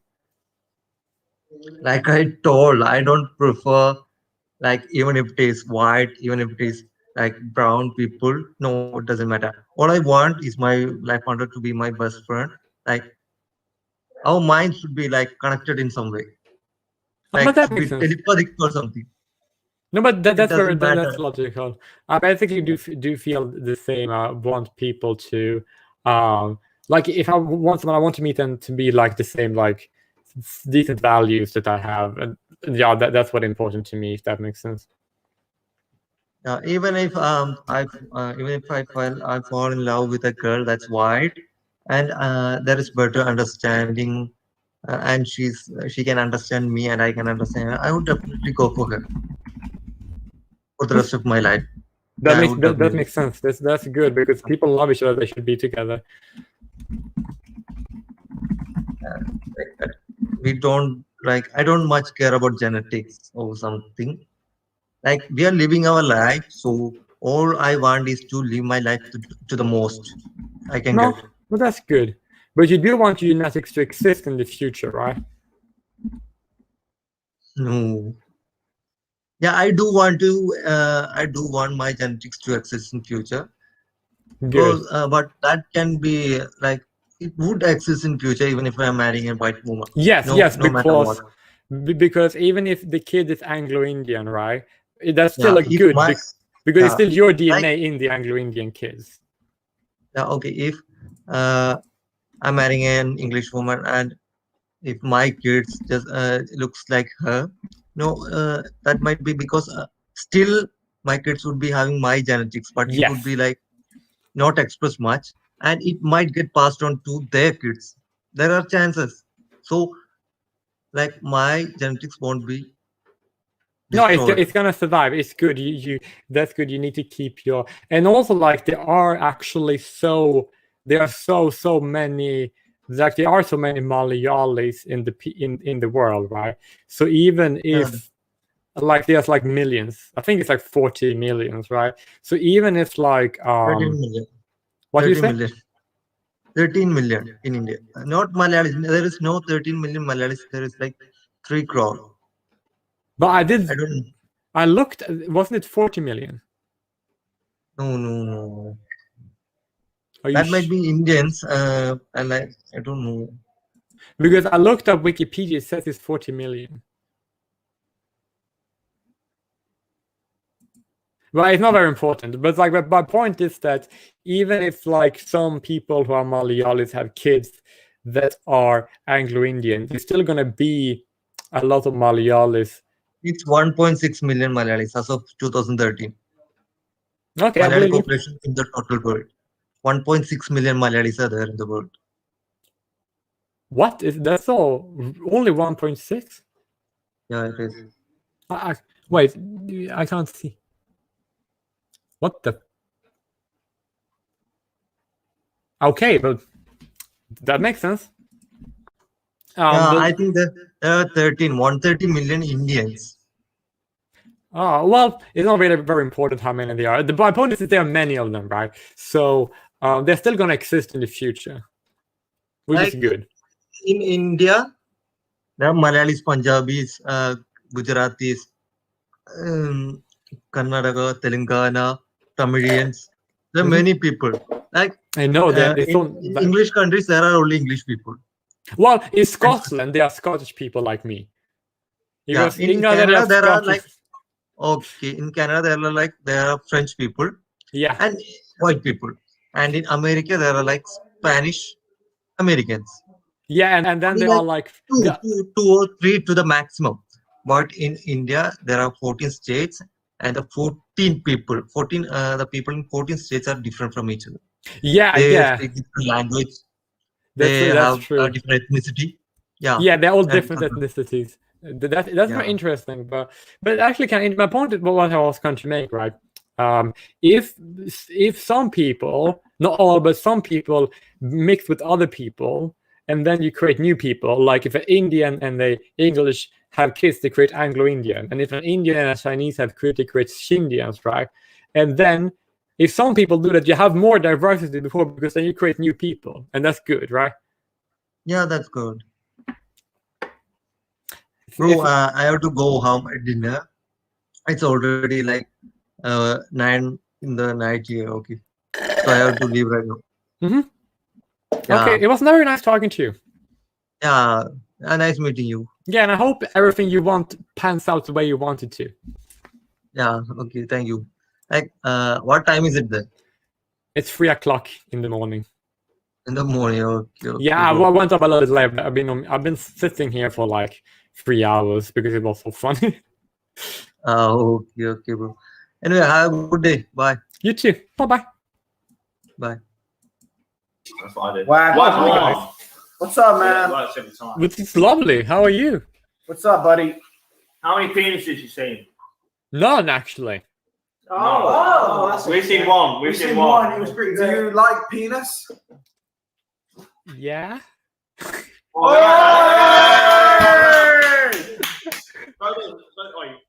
laptop. Who do you think likes penis out of these two?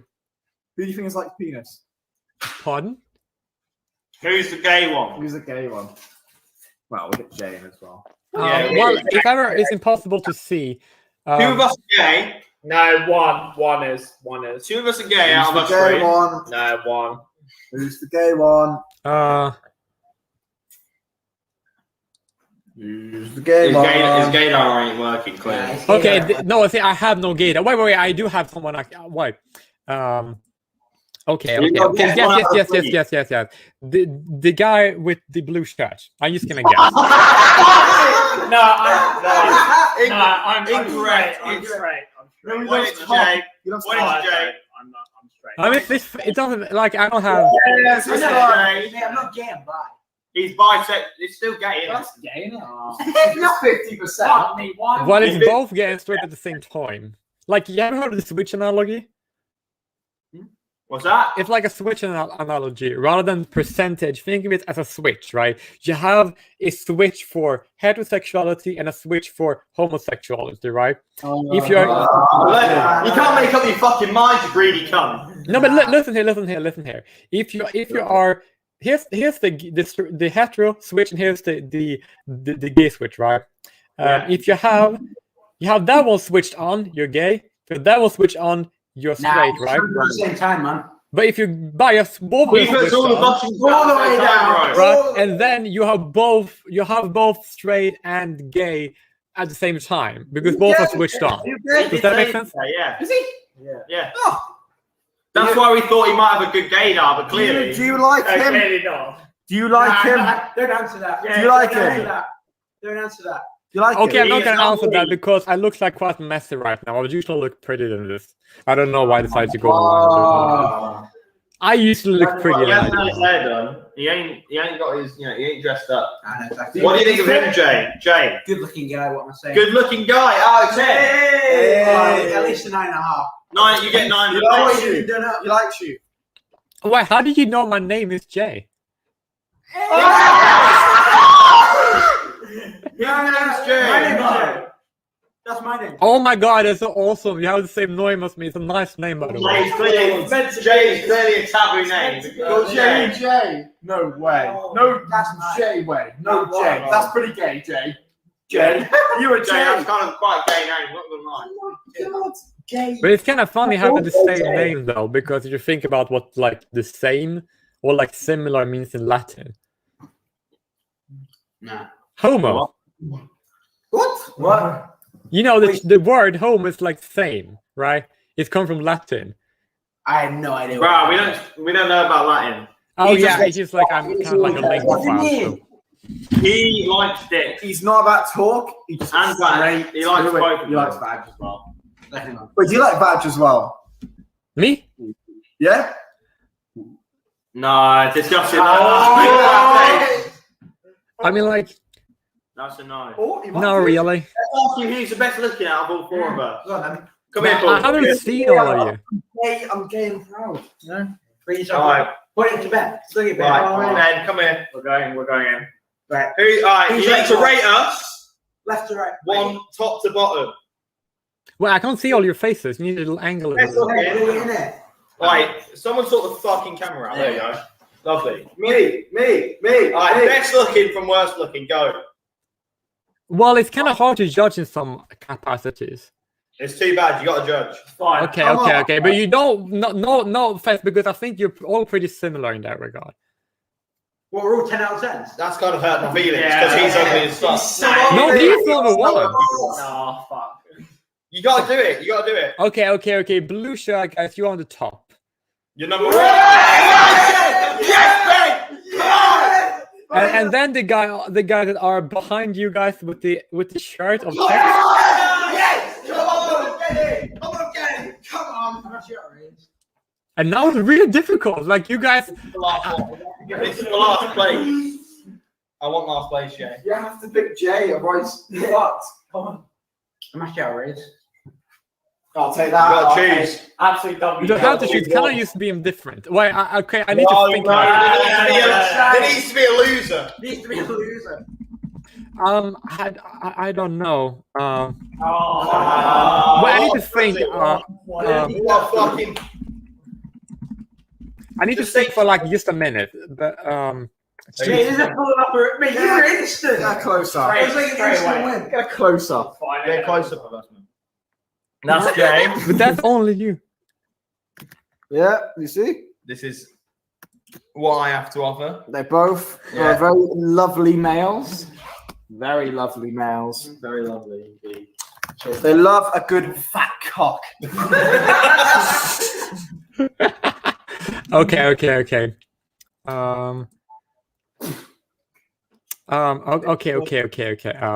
If I have to say, I do think you're both good looking, but if I must pick, I would say that you in gray shirt. No, he's pretty. He is good looking. He's good looking still. All you guys are. I'm sorry. You forced me to pick one. I don't want. We didn't force anything. That was rude of him. The funny thing is, Look, he's left now. Look, he's letting hurt his feelings. we all have micro penises, and he has a big penis. Yeah. You missed out. Not gonna lie. You missed that. Yeah. This Well, man is But technically, He's got the smallest penis. One of all inch. of us. No, I don't even have a penis. well, that's not unfortunate. female. Yeah, I'm a But- female. Look, here's the deal. I actually don't think that's very important because at least a guy is like presentable and have a nice looking face and body. It's good. We love that. We Thank you. prefer handwork as well. Yeah, that's fair. That's fair. I'm definitely. But I would never like do anything to someone who didn't want to, if that makes sense. Yeah. Being aggressive. Don't touch me. Are you guys at a fraternity or something? No. We just, Jay's bunch of really lads sad. who like to get together, drink alcohol, and find out who's the gay one and who's the ugliest. He's really sad. But he has a pretty name, so you shouldn't be sad. Yeah. You only say that because that's your name. Nah, don't even believe it. I know, I'm not. Wait. It's over. Tell him to fuck off, Jay. No, I'm not gonna. It's fair. He's given a choice. You give it a choice and you chose the wrong one. He chose. Jay should have been number one. But if you didn't like it, you would probably get pissed off. Heart. Switch. Nah, he wants what he can't have. Yeah, What's it's it? fine. He wants them more than I don't have a penis, so it would have been a fail anyway. I mean, like, size isn't really that important. The best important is like what you can do. Why don't you just have a fivesome, though? Oh, true. Yeah, exactly. Fivesome, Oh, no, down. Let's do it. Are you more dominant or submissive? I'm a virgin because I'm like unmarried and Right, but dominant or submissive, though? Do you see this man here? No, I can do whatever. I'm fine with both. I'm very Is he flexible. right? Great. Can you hear that? It's a bit of both. Is he dominant or submissive, do you think? Dominant. No. Dominant. We love to Incorrect. see it. We love to see it. Let's be honest. I'm a massive sub. We've heard you admit it before. It's true. It's true. He is a submissive. Sub. What about Gray? Is he sub or He's dom? a sub. He's told us so many times. He loves. I mean, like, I can't guess when you already told me the answer. You gotta guess. You gotta fucking guess. He's a it. sub. Oh, Don't yes. worry. Don't you worry. Nah, you're pretty dominant too, I suppose. Yeah, I agree with that. This man on the other hand. No, this should be an easy one. He is versatile. Yeah. He's the most submissive male I've ever seen in my life. Don't be honest. No, I don't think so. I don't stand know. up for this one. When you flex your muscles, Paul. Sub. Big sub. Am I a sub or a dom? Number two. Sub energy. Well, no, you are versatile. No. Yeah. No, that's I just guess. let you Okay, it's dominant. No, but did you say freeze? that. You say that to be not really gay. I'm not bringing up the bum. You are. Alright? I'll say that. What do you think? What'd you say? I'm not getting up the bum. Oh, but that makes sense. Like, I'm actually not very much into that either because, You like, only put up the bum. That's it. Wait, you don't put up the bum? no, I haven't done that because I don't want to have sex until like I have a proper relationship. Fair. What? Fair play. Because like, here's the deal. Like, if you are androsexual, you know what I mean when I say androsexual, right? Yeah. No. Yeah. Like that means if you are into men. Because like, if you are a woman and you're straight, you're still androsexual. If you're a gay guy, you're still androsexual. So my point is that if you are, because if you're androsexual, right, you have access to sex whatever you want because men have lowest. It's easy to find a guy who wants to fuck and find a woman who wants to fuck. And because of that, if we have access to sex all the time, we might want to give it. We do like have like a bit of leverage to hold. So therefore, we might not want to have sex with basically anyone because Inclusive man. yeah, because we don't want to get like humped and dumped. If that makes sense. Yeah, exactly. But if you're a straight guy or a Last thing, you don't have to worry about people just having sex for you for the sake of it. Do you like F1? Wait, what's that? F1. Hello? I don't know what that means. What? What? What does F1 mean?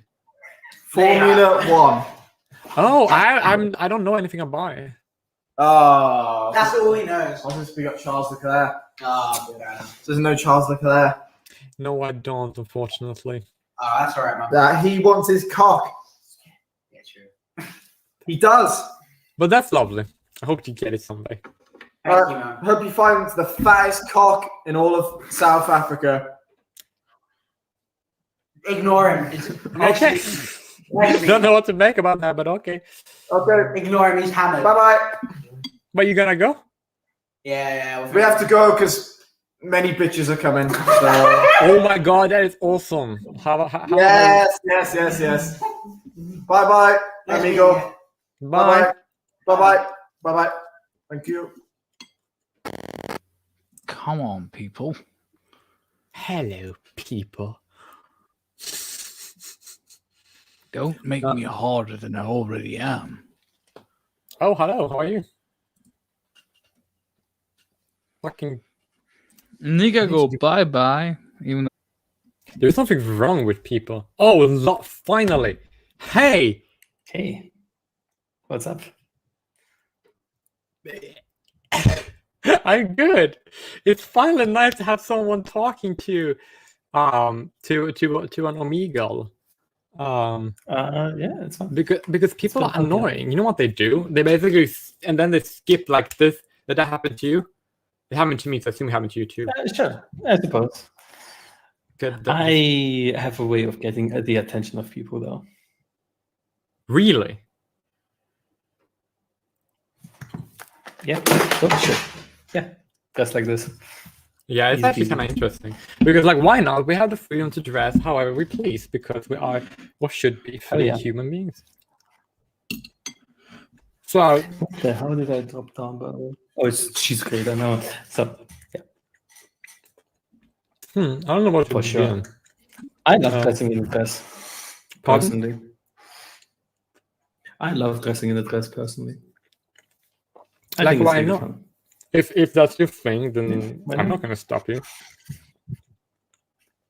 Yeah. So yeah, what you up to? What you doing? I'm live streaming. Ooh, live streaming. Ooh, yeah, exciting. Are you German? I am. Nice catch. Oh, I could guess because of your my accent. Yeah. It's kind of interesting because like at least I know I'm on part German descent on my mother's side, so that's kind of cool.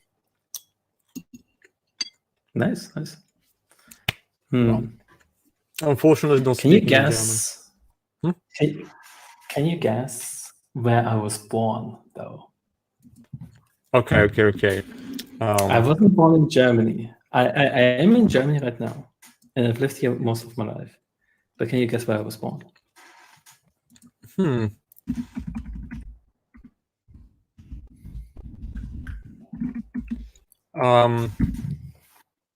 you born somewhere in Germany? No, I was not born in Germany. Poland. I am currently living in Germany. Okay. How many chances do I have?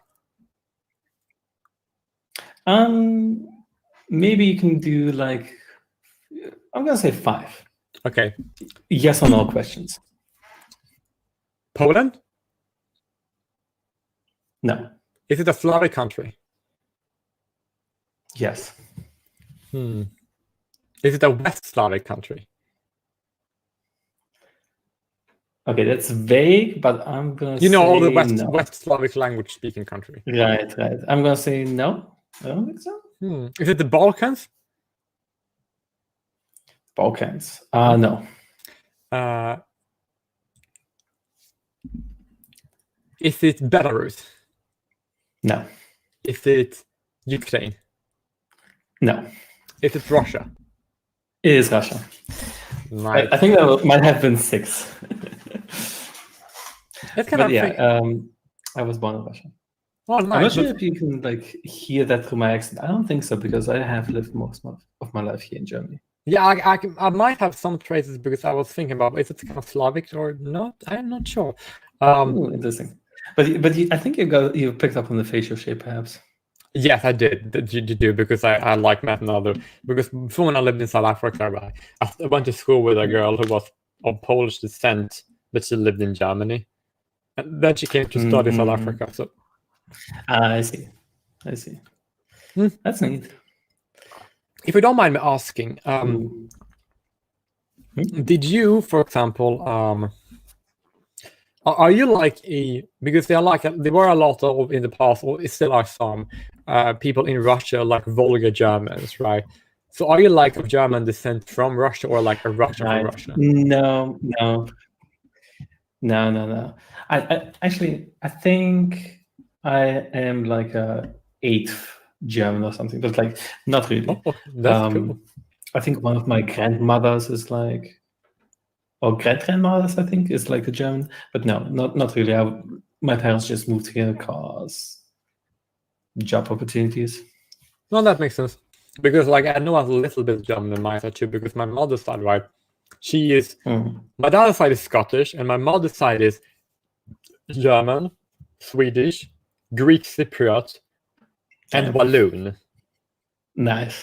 So I'm from all those regions, right? It's insane, right?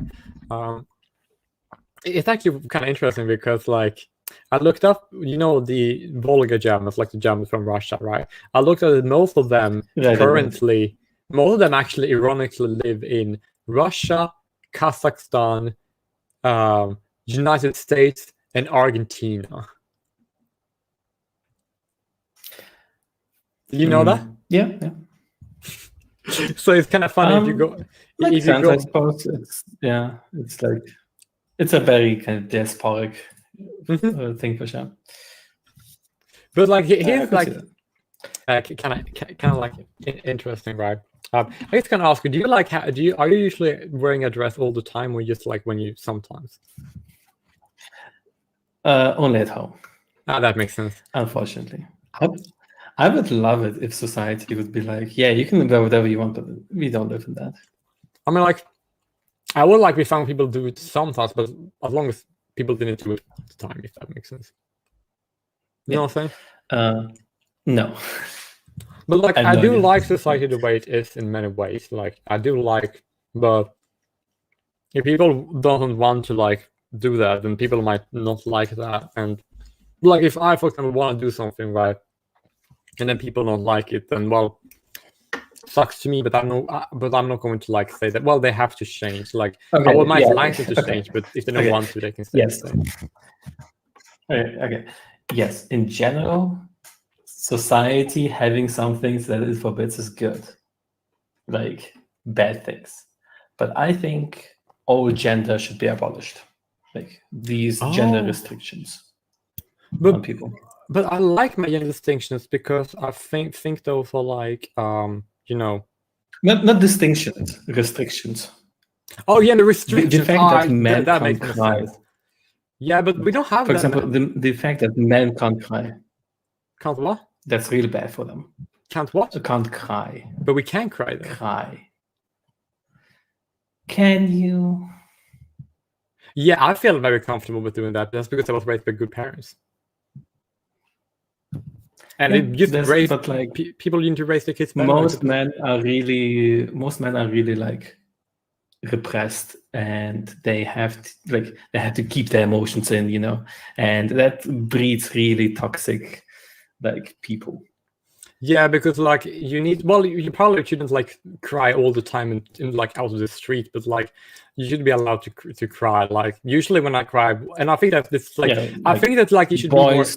I think it should be an equal when it comes to the exception of crying, but men and women should be allowed to cry just as much as girls should. Yes, that's absolutely true. And you could go through every gender restriction like that, and you would find that all of them are bad. You should get rid of all of them.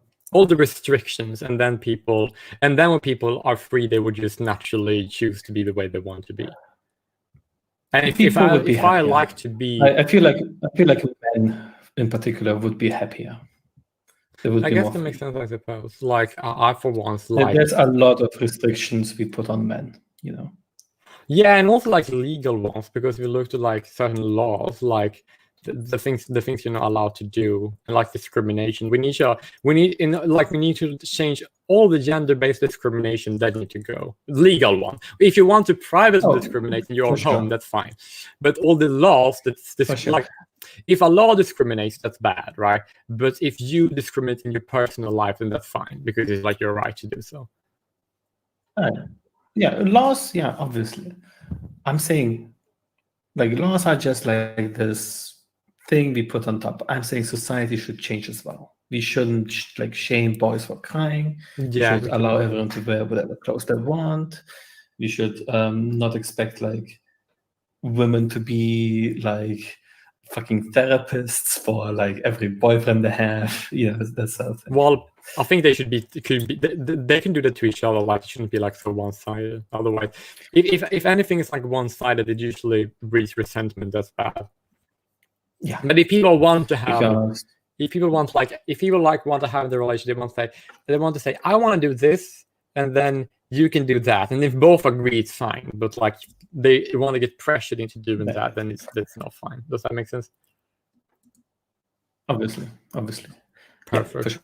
But what I'm saying is, a lot of women are expected to be super emotionally like they should take care of like their own emotions, but also the emotions of the people they date. You know, kind of deal. Yeah, and that's also a big problem. Is that the same for lesbian couples? Do they have the same expectation?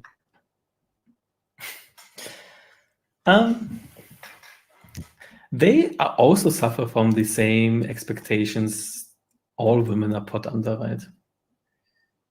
From what I've heard, lesbian couples are like, they have problems finding other lesbians because like all women are taught not to be the aggressive ones, not to approach other like partners. That's actually annoying. It actually bothers men too, because if guys are shy, then and then if they have to approach, then if women try not to, then like then they will become alone, and then they get sad, and if they repress anger, that can end badly. It's bad. All of it is bad.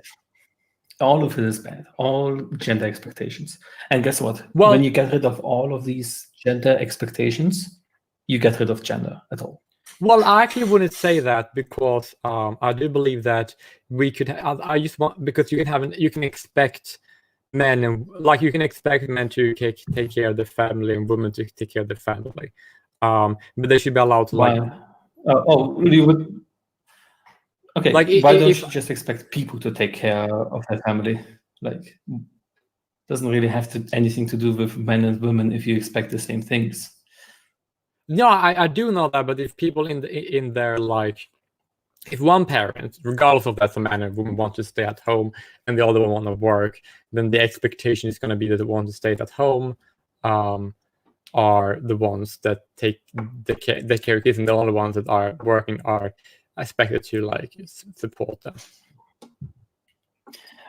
Yeah, I'm afraid the times where one parent stays at home are completely over. Which is a bad thing, because that was a good system in my opinion.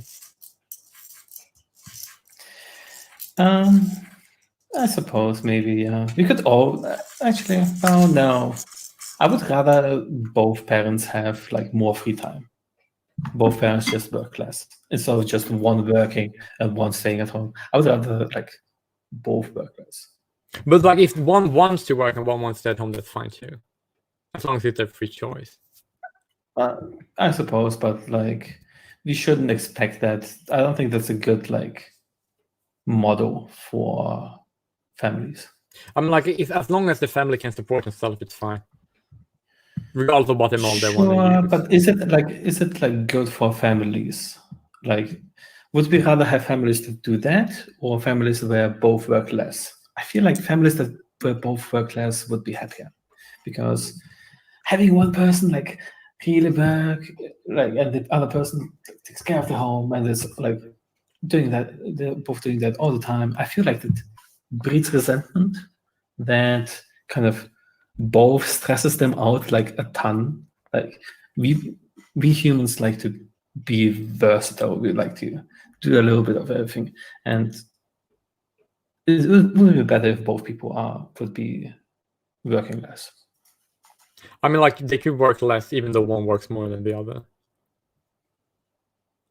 I mean, yeah, that can happen. My point being that setting up society in a way where one person works, one person stays at home, compared to setting up a society where both work less. I would rather prefer society B. I guess if you want them to work less, then like as long as they can support themselves working less, then that's fine by me.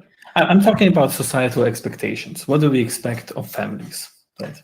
Yeah, but like if you want to work as long as you get enough money to support yourself or to afford the things you want, right? Then you need to work that much, right?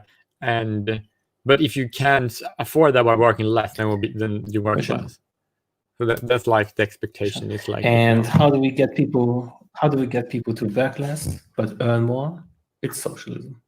No, that's actually not true, because if you go to if you go to like countries, right? If you take on this like Sweden, which is the freest market on the planet, like one of the freest markets exist, and then take a more restricted market like Venezuela and Zimbabwe, then people are. I'm not saying we should restrict markets. I'm saying we should have socialism. But how can you have socialism without restricting markets? How do you define socialism? Centralization of the economy. Okay, that's not how I define socialism. It's good to get definitions before you have a discussion, otherwise it's just going to get blurry. Sure. I go with like the commonly accepted ones, the ones that like Marxian thinkers proposed. But he wasn't the one who coined it. Oh, sorry, so you can finish. Yeah. Socialism means owning the means of production.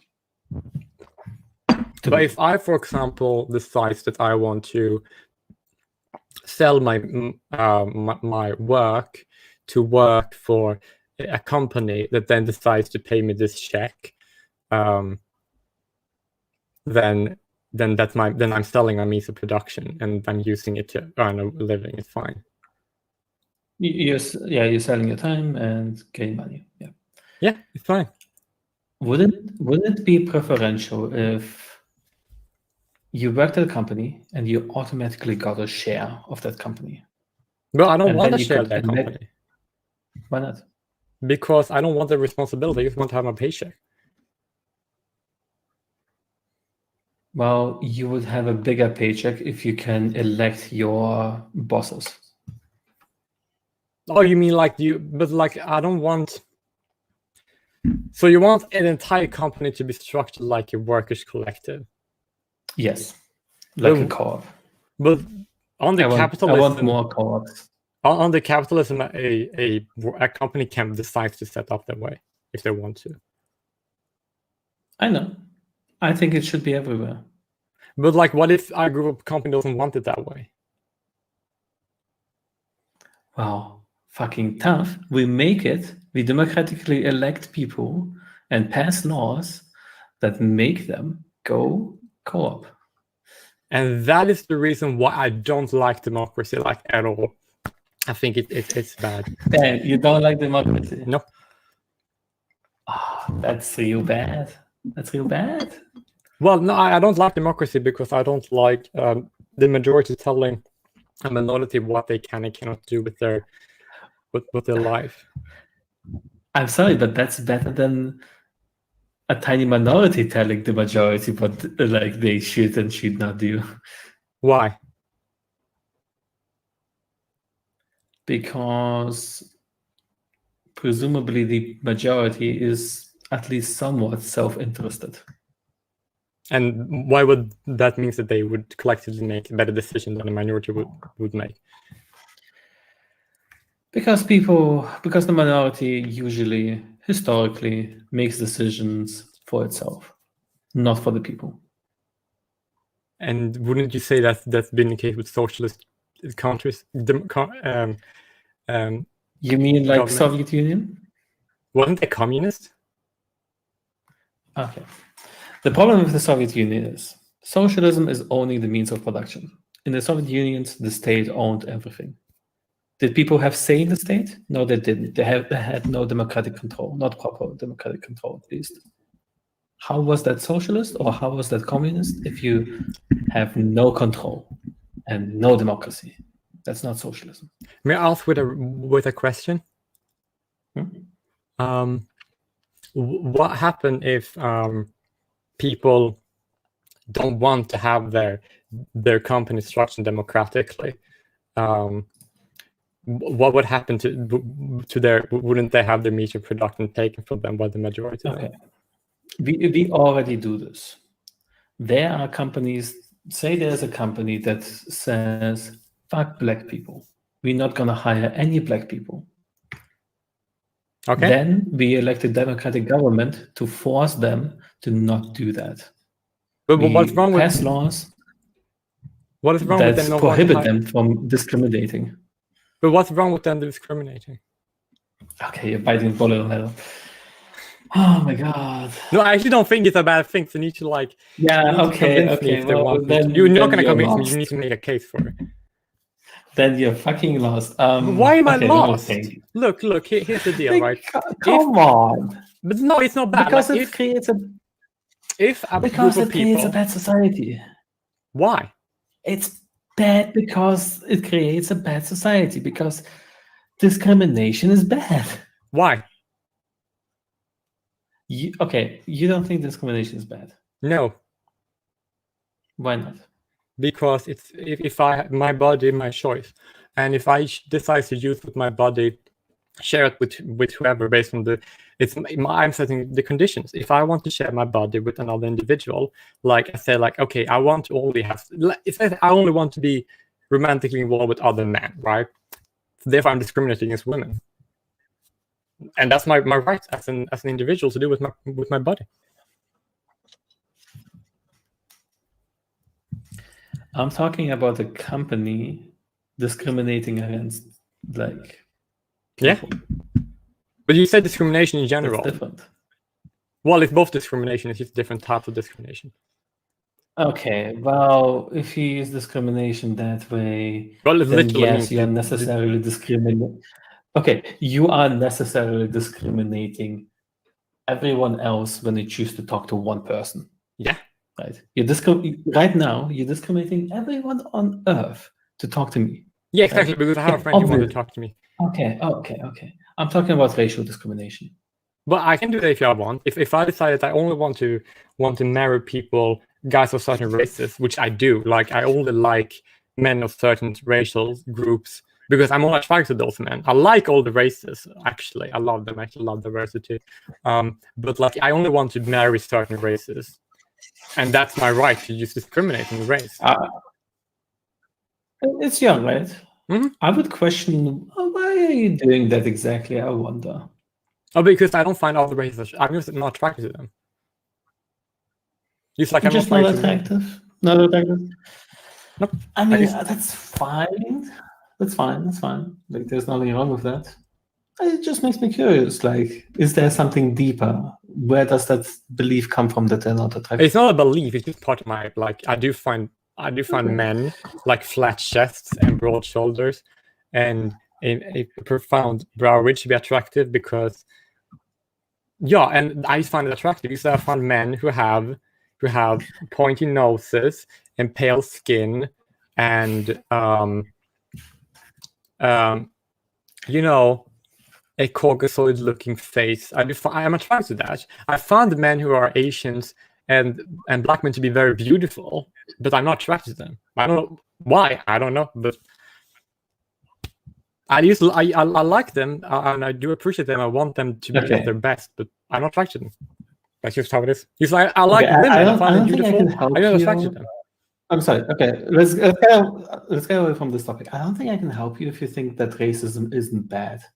But it can be bad, but it's not always bad. It's just sometimes bad. It's bad when it's used by governments, but it's not bad when it's bad when you're using racism to impose. If you use racism to pose aggression, if you want to harm people based on race, that's a bad thing, right? But if you want to privately disassociate with people based on their race, that's fine. And if you personally think another race, like I don't think it's fine. No. Look, I here's the deal. don't think that's fine. If you are, if you, for example, have two different races, right? One race does a lot of things that are bad more than the other race, right? And then that race, a lot of things are bad more than the other race. This race disliking the other race because they're doing more bad stuff. I'm sorry, is that do you believe sense. But if some races are okay? I want to get some specifics. I'm curious, just for my own personal curiosity. Do you think certain races are just worse genetically? No, I think they're all good. All races are good. I don't think anyone is worse or better. Well, technically, I do think that a Nilotic race are superior at resisting harmful UV. Sorry, what kind of race? Like the Nilotic, the most darkest race in Africa, they're superior. Nilotic? Yeah, they're superior when it comes to resistance. I'm gonna Google this. Oh, I'm gonna post the link. Actually. You mean like? No, but like, do you mind if No, it's fine. It's fine. I just want to finish my point about it. Okay? I see. I post the link. The Wikipedia. Okay, no, I got you. Go ahead. Okay. Look, I got it. Okay, good. I think the Nilotic race are superior at resisting sunlight than, for example, a Scotsman would be, right? Wouldn't that be true for any? Black-skinned people? Yes, exactly. But my point is that on average, when it comes to resisting sunlight in particular, that race are in that regard superior. And when it comes to other aspects, right? When it comes to running, right? Afro-Caribbeans are actually in many ways superior to running because Afro-Caribbeans, the people of that origins, right? They tend to always win Olympics. Okay. They are in generally, and if I say one race, if one way could be better than other wait. Okay, but like you're saying that one race is justified in being racist to another race. Surely they're not. Yeah, all races are equally justified, by the way. No one is more justified than the other. They can like absorb sunlight better or worse. Like, surely they're not racist for that. No, they're not racist. But you didn't ask why someone is racist. You asked why somebody, if one race is better than another race, and I said one race is better to resist harmful UV radiation and have better protection towards. What about intelligence? What about? I actually don't know if different races have different intelligences, because I know there are some people who claim that, like race and IQ, but I'm not like one person who buys into that much, because I think that there are a lot of stupidity in all races to the same point that I don't think race and IQ is very valid concept. Like, not to me, but other people want to say that it's their priority. Okay. I don't buy into it that much. Do you see how a society where black people, say in the US, that happened like in the US, where black people wouldn't be allowed in like a lot of stores? Are those stores getting public funding? No, like private. Well, if it's not the majority of stores, then that's fine with me, because if they discriminate against black people, then the stores that doesn't are going to be better off monetarily, and the ones who discriminate against black people are going to lose money, which they deserve. So therefore, all the races are going to be poor, and all the races are going to be rich. This is no. This is a historic example, and back in the day where there was segregation, businesses didn't do that. The market didn't adjust because people were just racist and they could eat that loss. Yeah, but wasn't that forced? There was government discrimination back then. Yeah, but there was also private discrimination. Yeah, but like then you have, if the government does it, then it's gonna hit on the black people worse than if just the private market does it. If the government keep black people down like they did during the Jim Crow laws, then they basically protected non-black people from black people competing with them, and that was the problem. If they would give black people, if they had the same right to discriminate, and they didn't have this like discriminatory laws, then it wouldn't be a problem. Okay, but it's also bad when the private market does it. Why? Like for people, specifically black people, presumably, because they get discriminated against. It doesn't matter whether the public does it, like the public sector or the private sector. They still get discriminated against. Well, actually, it's bad.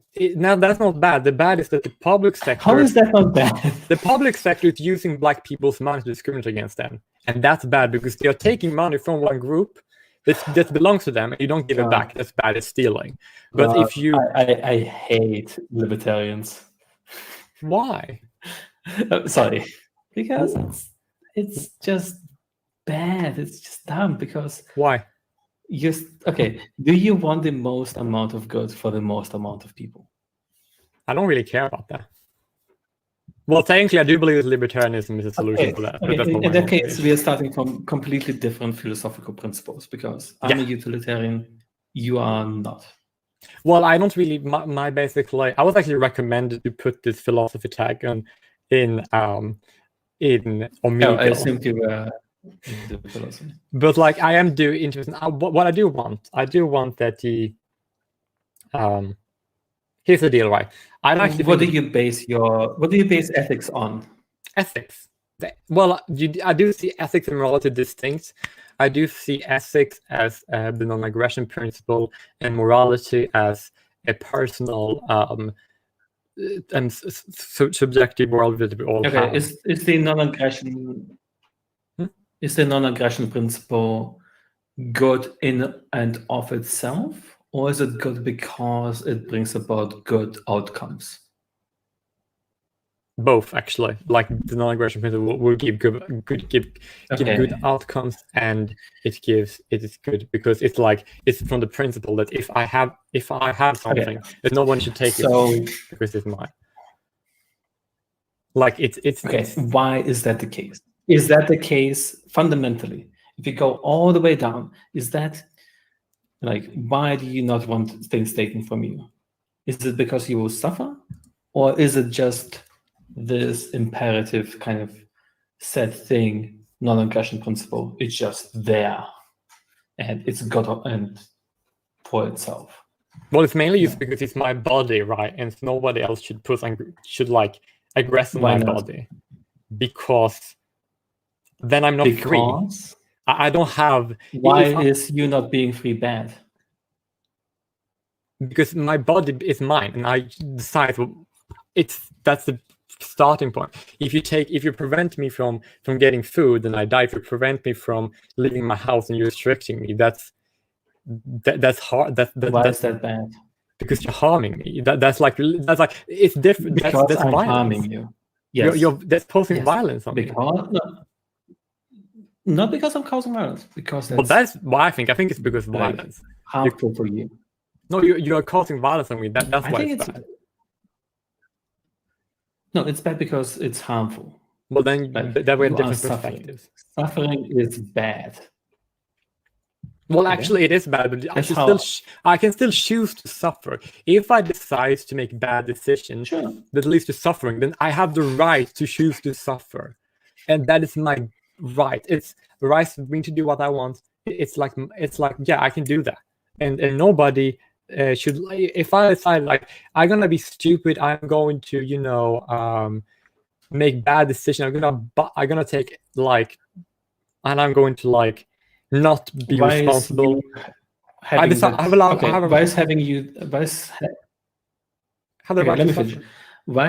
you having that right and that freedom to do bad decisions? Why is that good?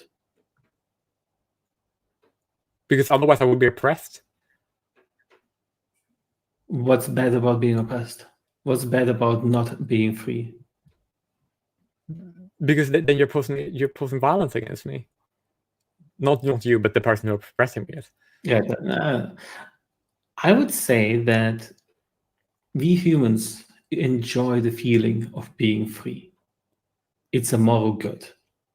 It's in an abstract way, happiness, or if you want to be more precise, utility. That people feel free. That's good because they feel good about that. Wait, that's how I base my philosophy. Good, like people feeling good is good.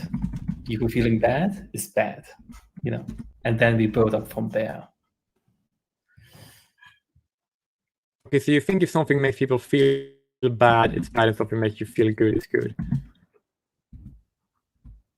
Except, good and like in that case, feeling good. Now there's multiple ways to feel good. The most basic one is just like a high, right? But it's not like very fulfilling. Why is it not very fulfilling? Because it's just kind of, sure, I'm feeling good physically, but there are other things I desire. It's a more complex kind of nuanced utility, and not just feeling good. Feeling free, even when I feel bad, is good because I feel free. And when I feel free, I feel well. I feel well mentally, and that's good. Well, if I'm free, I can also make bad decisions and then feel bad about it, which I should be allowed to do because it's better to let people suffer than to impose suffering on them. In some cases, yes, but it's good to let them suffer because making them feel free is worth it. No, I'm not making them suffer. I'm letting them suffer. I'm giving them the thing. I'm giving them opportunities to not suffer. Letting them feel free is worth it because it's such a good feeling to feel free. No. Letting them be free is better because then I'm not posing violence against them. Why do I care about violence if not for suffering? Okay, here's the deal. The non-aggression principle is justified under the deontological ethics.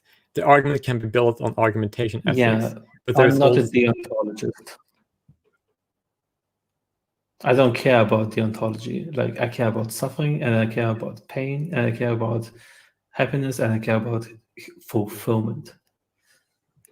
Well, I'm sorry, I hate the word. Deontological. You know what I mean? Deontology. It's based on it's based on principles. I don't know, but I don't know how we can resolve meta-ethical questions, to be honest. Yeah, neither do I. So we can go into the more surface level topics we were talking about earlier. Yeah, because I just fundamentally care about different things. I start out with other kind of axioms. Where do you stream, I wonder, by the way? YouTube. Ooh. Huh? Nice. Well, mind giving me the channel name? Pardon? Mind giving me the channel name? You might get another subscriber. You can have it if you want to have it. You just need to find it first. You need to go to the link and then send it to you. How many viewers do you have? How many viewers do I have? How many viewers do we have right now? If you're streaming, yeah. We only have about 4. It's not nothing. Hit the bell, ring the something elephant. Ooh, interesting. Because thank you. Welcome. But here's the deal. Why I'm usually very, because here's what I believe. Right, I believe, what I find to be my morals is that I believe in the survival and prosperity of my people, and that's the reason why I'm not. That's sexy. Yeah, and that's the reason why I'm not very hostile to people with different political ideas, because of that. If somebody disagreed with me, right, because I'm a fusionist, and if somebody decides that they want to be a socialist, and if that and what they want, if a socialist, I understand if a socialist want to, you're for having like various sub societies in your kind of mega society in a way. But that's because diversity is a strength, and multiculturalism is good, and I like that. And the reason when we know that, because if you go to different regions in the same country, they're going to be distinct, because that's good, because diversity is a good thing, and I like diversity because I think it's a strength of. And the problem is you say diversity is a good thing, and I don't know what you're basing that on. I base diversity being good because it has good outcomes and brings happiness to people. I don't know what the hell you're basing your statement on, because you have this weird deontologist framework that I can't follow.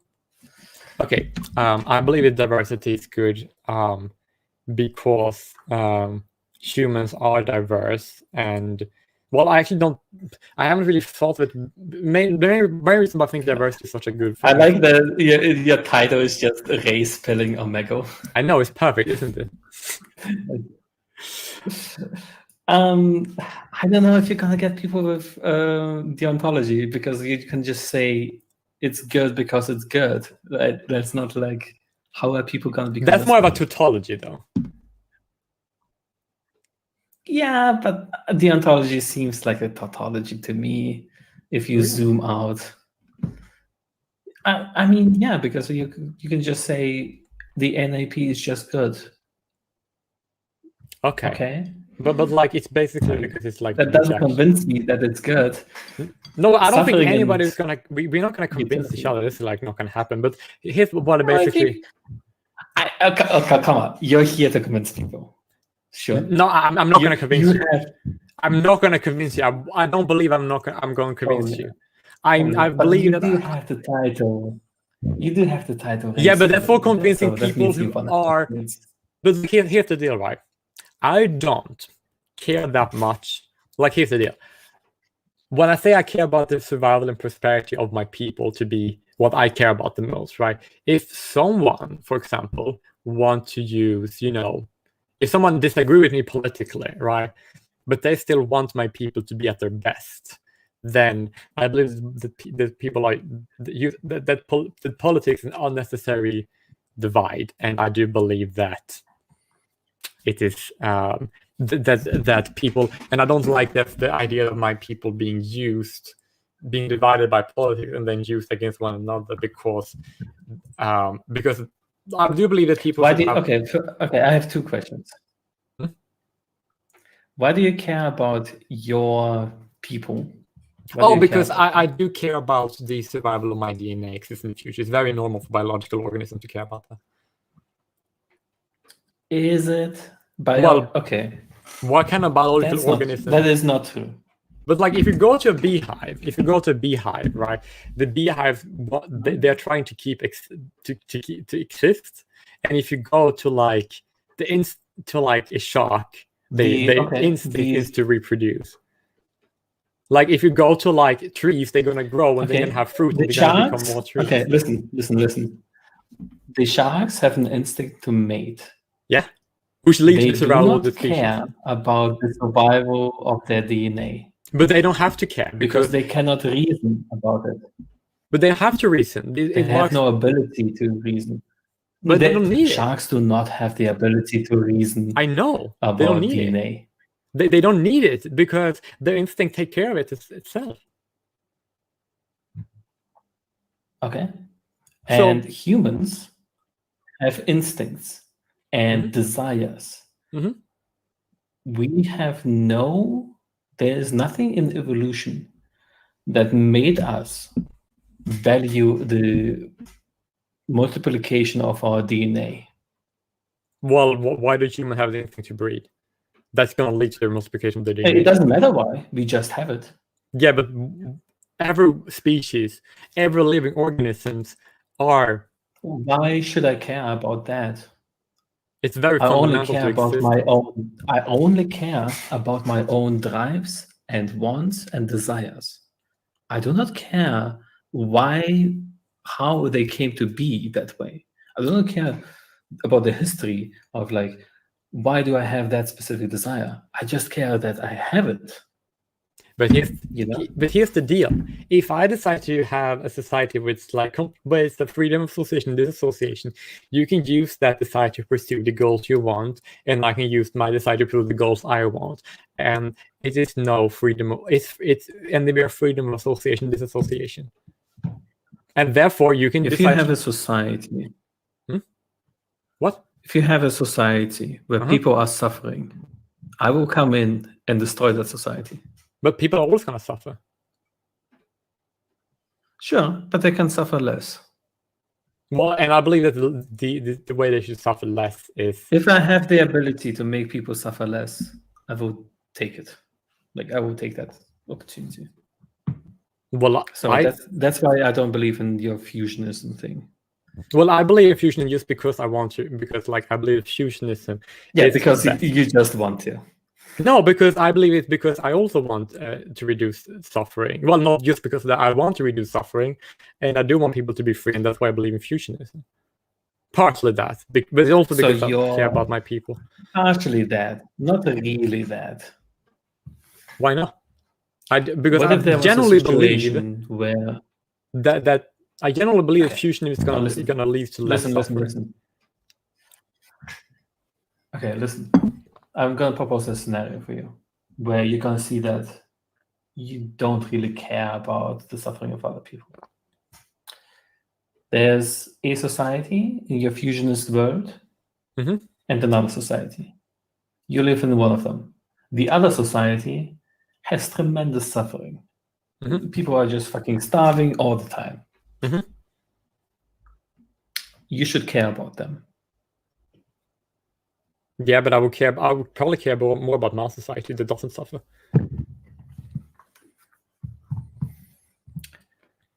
You should care about them, and you should invade, and you should make their society better.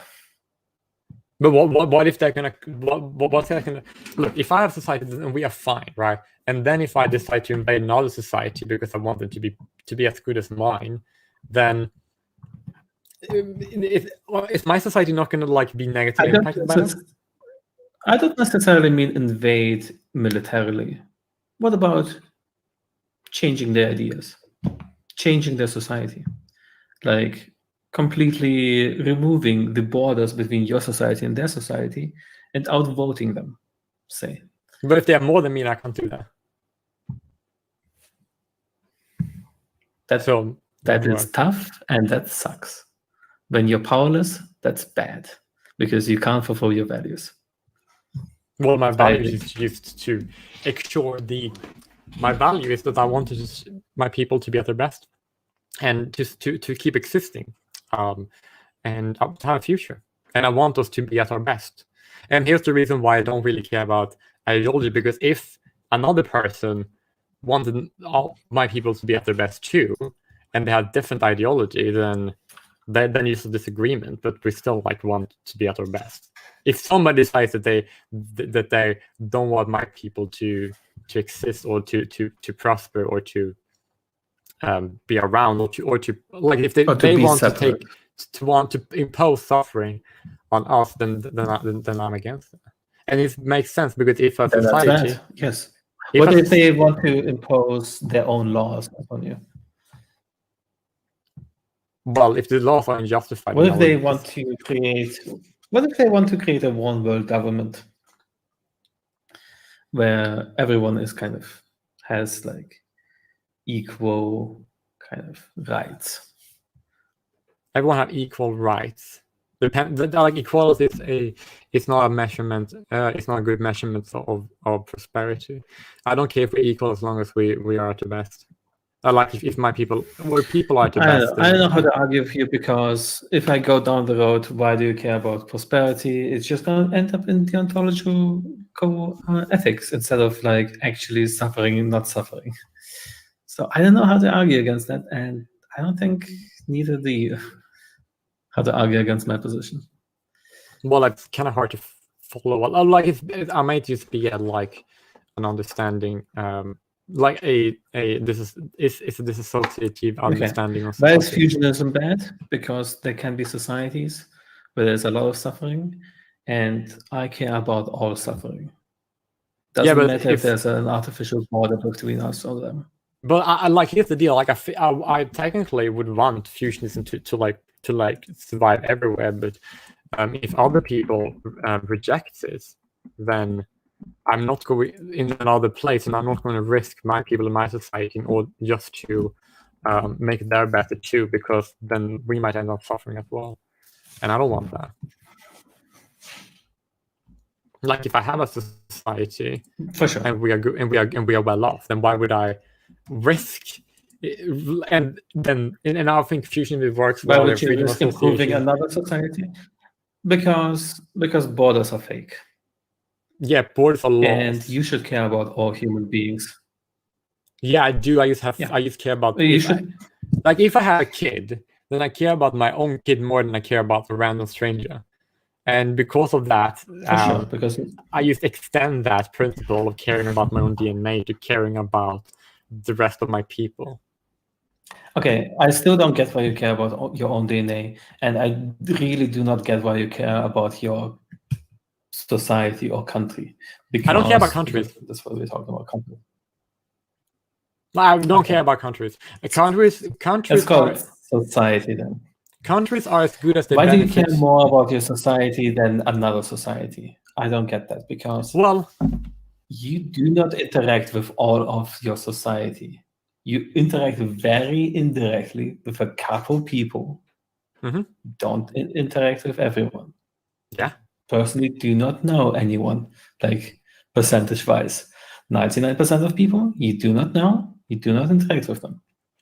Why does 99%, 100%, that's a small difference. I understand that we care a lot about our families, our friends, and I agree. But society, like our country, our tribe, not really. Well, technically, it's actually kind of simple. You have two people. One care about the survival of the genetics, and one doesn't.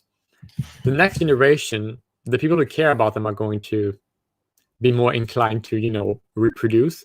And when they do it, they're going to be then the next generation, two people, one care about everyone, one care about their own DNA, right? The people who care about their own DNA are going to prioritize that all the time. And then I can debunk this easily. But they're gonna win. If an individual care about my DNA more and other individuals care about their, then my DNA is going to be more like. I can debunk this very easily. How? I can debunk this very easily. Because the way our values work is not via DNA. Like culture is how our values work. We give culture to other people. That's how what we value spreads. It's culture. So it will be way more effective to go on a missionary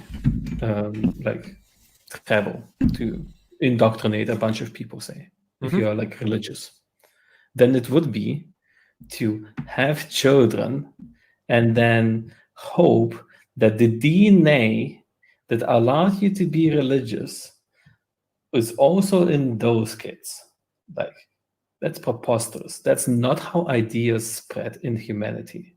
Ideas spread in humanity by talking, by discussing, not via DNA. But here's actually kind of interesting. I actually don't really care that much about ideas. I mainly care about my people. Why do you care about DNA? Tell me, my friend. I need to know. It's very insane. It's very because it's normal. It's natural to biological organisms to act in favor of their own genetic prosperity, because anyone who didn't we wouldn't already act in that. Okay, we already wouldn't act. reproduce. We fucking to the point to exist. we wanna put our dicks in holes. That's how we act on those pressures. That's those how we act on a evolutionary primitive pressures. We wanna level. figure- I am getting beyond that because I am. and that's all there is. That's all there is to evolution. It's just this primitive level. Evolution doesn't act on our brains. It doesn't act on our ideas, because our ideas are governed by society, by culture, and like by our thinking. But if an individual, for example, have a brain that have functioning very well, and they will be very creative, they're going to be more likely to reproduce in a society and or in an ecosystem. Because if, for example, you have two individuals, right, of any species, and one have evolved to be very more effective at reproduction and sustaining themselves, they're going to be more. They're going to Okay. have those traits being implanted. Okay, on the I'm next saying generation. that sure. I'm saying that the idea of I have to spread my genes is not something that is encoded in our DNA. No, it is something that you have learned culturally. That idea has been given to you culturally, not via DNA. I know that, but the idea is going to be like. But So if I have the that idea, then that my- idea isn't going to spread when you donate to sperm banks. You Well, understand? I actually don't really care that much. Like, here's the deal. I do care about ideas. So therefore, if I want my prosperity or my genetics to survive, I do want to give my kids the value that's going to lead to their prosperity themselves, which I plan on doing. Do you I care plan on about having DNA, by 5 the kids. way? Sure. Why don't you plan on giving your sperm to sperm banks? Well, I might want to do that, but I Isn't also that way more important than having 5 lousy kids to no, implicate really, because hundreds of women. Because here's the deal, right? Because if my DNA, like, it's because I consider my DNA because it's genetically similarity with people of, like, if you take people who are also Scottish, also Walloon, or also Yeah, Swedish, I get it. right? You're a racist. Yes. No, I I'm get not it. racist. I just Yes. want Why- people who are those Oh, things. come on. No. You can say that. It's No, YouTube. I'm not. I'm You not can really, say that. because racism is that you Okay. believe that your own race is better than other races. I don't believe my own race is better than other races, because if you look to Why do you value your? Okay, okay. This is the killing question. Why do you value your own DNA over others? I just do not understand this. that is going to lead to, like, any organisms, their instincts on what they're doing. Your instincts are not. But Your I'm not instincts are I'm not not telling you finished. to reproduce your DNA. This is not important. not. My point is that when all the organisms, what they're doing, and if they're no, I'm not. I need to finish. I need to finish the point. Is that if Okay, go organisms breed, then they're going to be genetically more successful, and they're going to exist in the future. It's very normal for organisms to just do what they're doing, and that's going to lead to the existence of the future, regardless if they're consciously aware of that or not. And I can see that that's what organisms do, and that's what they lead to. So therefore, I take my conscious awareness of that, and then applying it to how I'm going to act in my own life, and then use that application to make sure that there are more of my people in the future. Why do you apply it? Why do you take that and apply it? What Well, because purpose does it serve to? It's almost like a tautology. Does it bring happiness to the world? It's almost like a tautology. It is a tautology. Because if I base my beliefs on happiness and suffering, and you base your beliefs on fucking tautologies.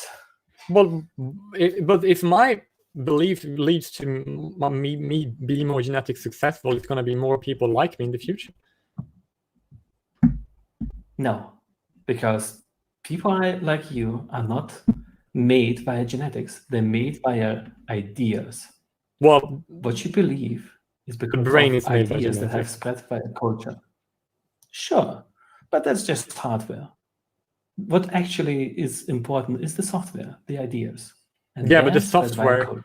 But like the software needs a hardware to exist, and if the hardware cannot reproduce itself, the software is not going to be able to be in the hardware in the future.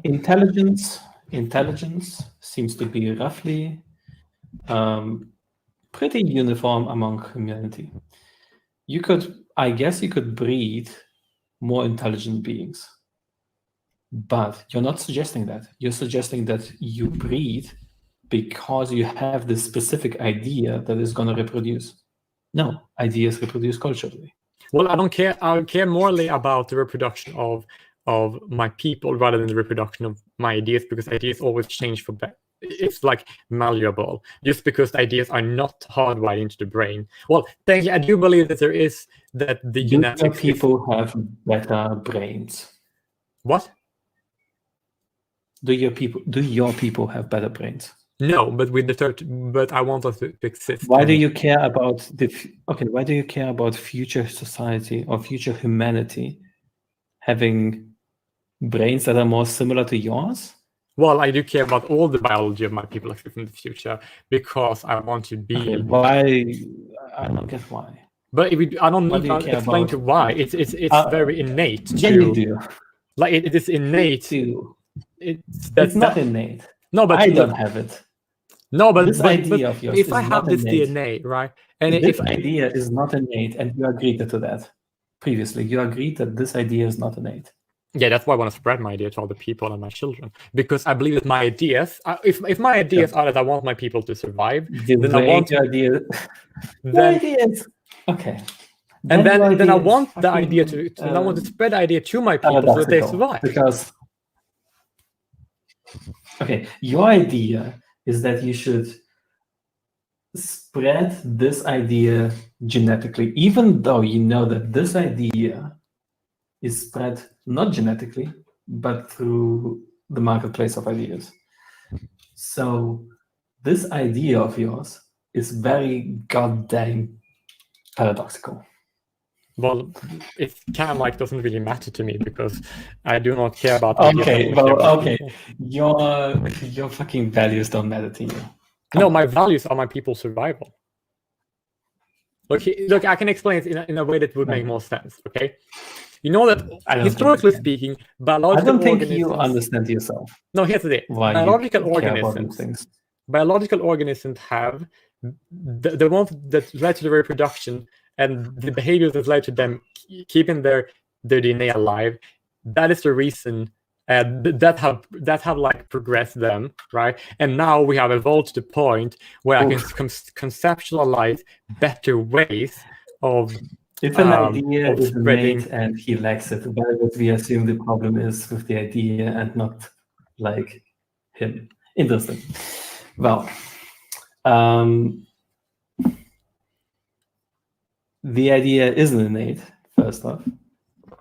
He is saying that the idea is innate, even though he doesn't really believe it. Well, I care more. Oh, look.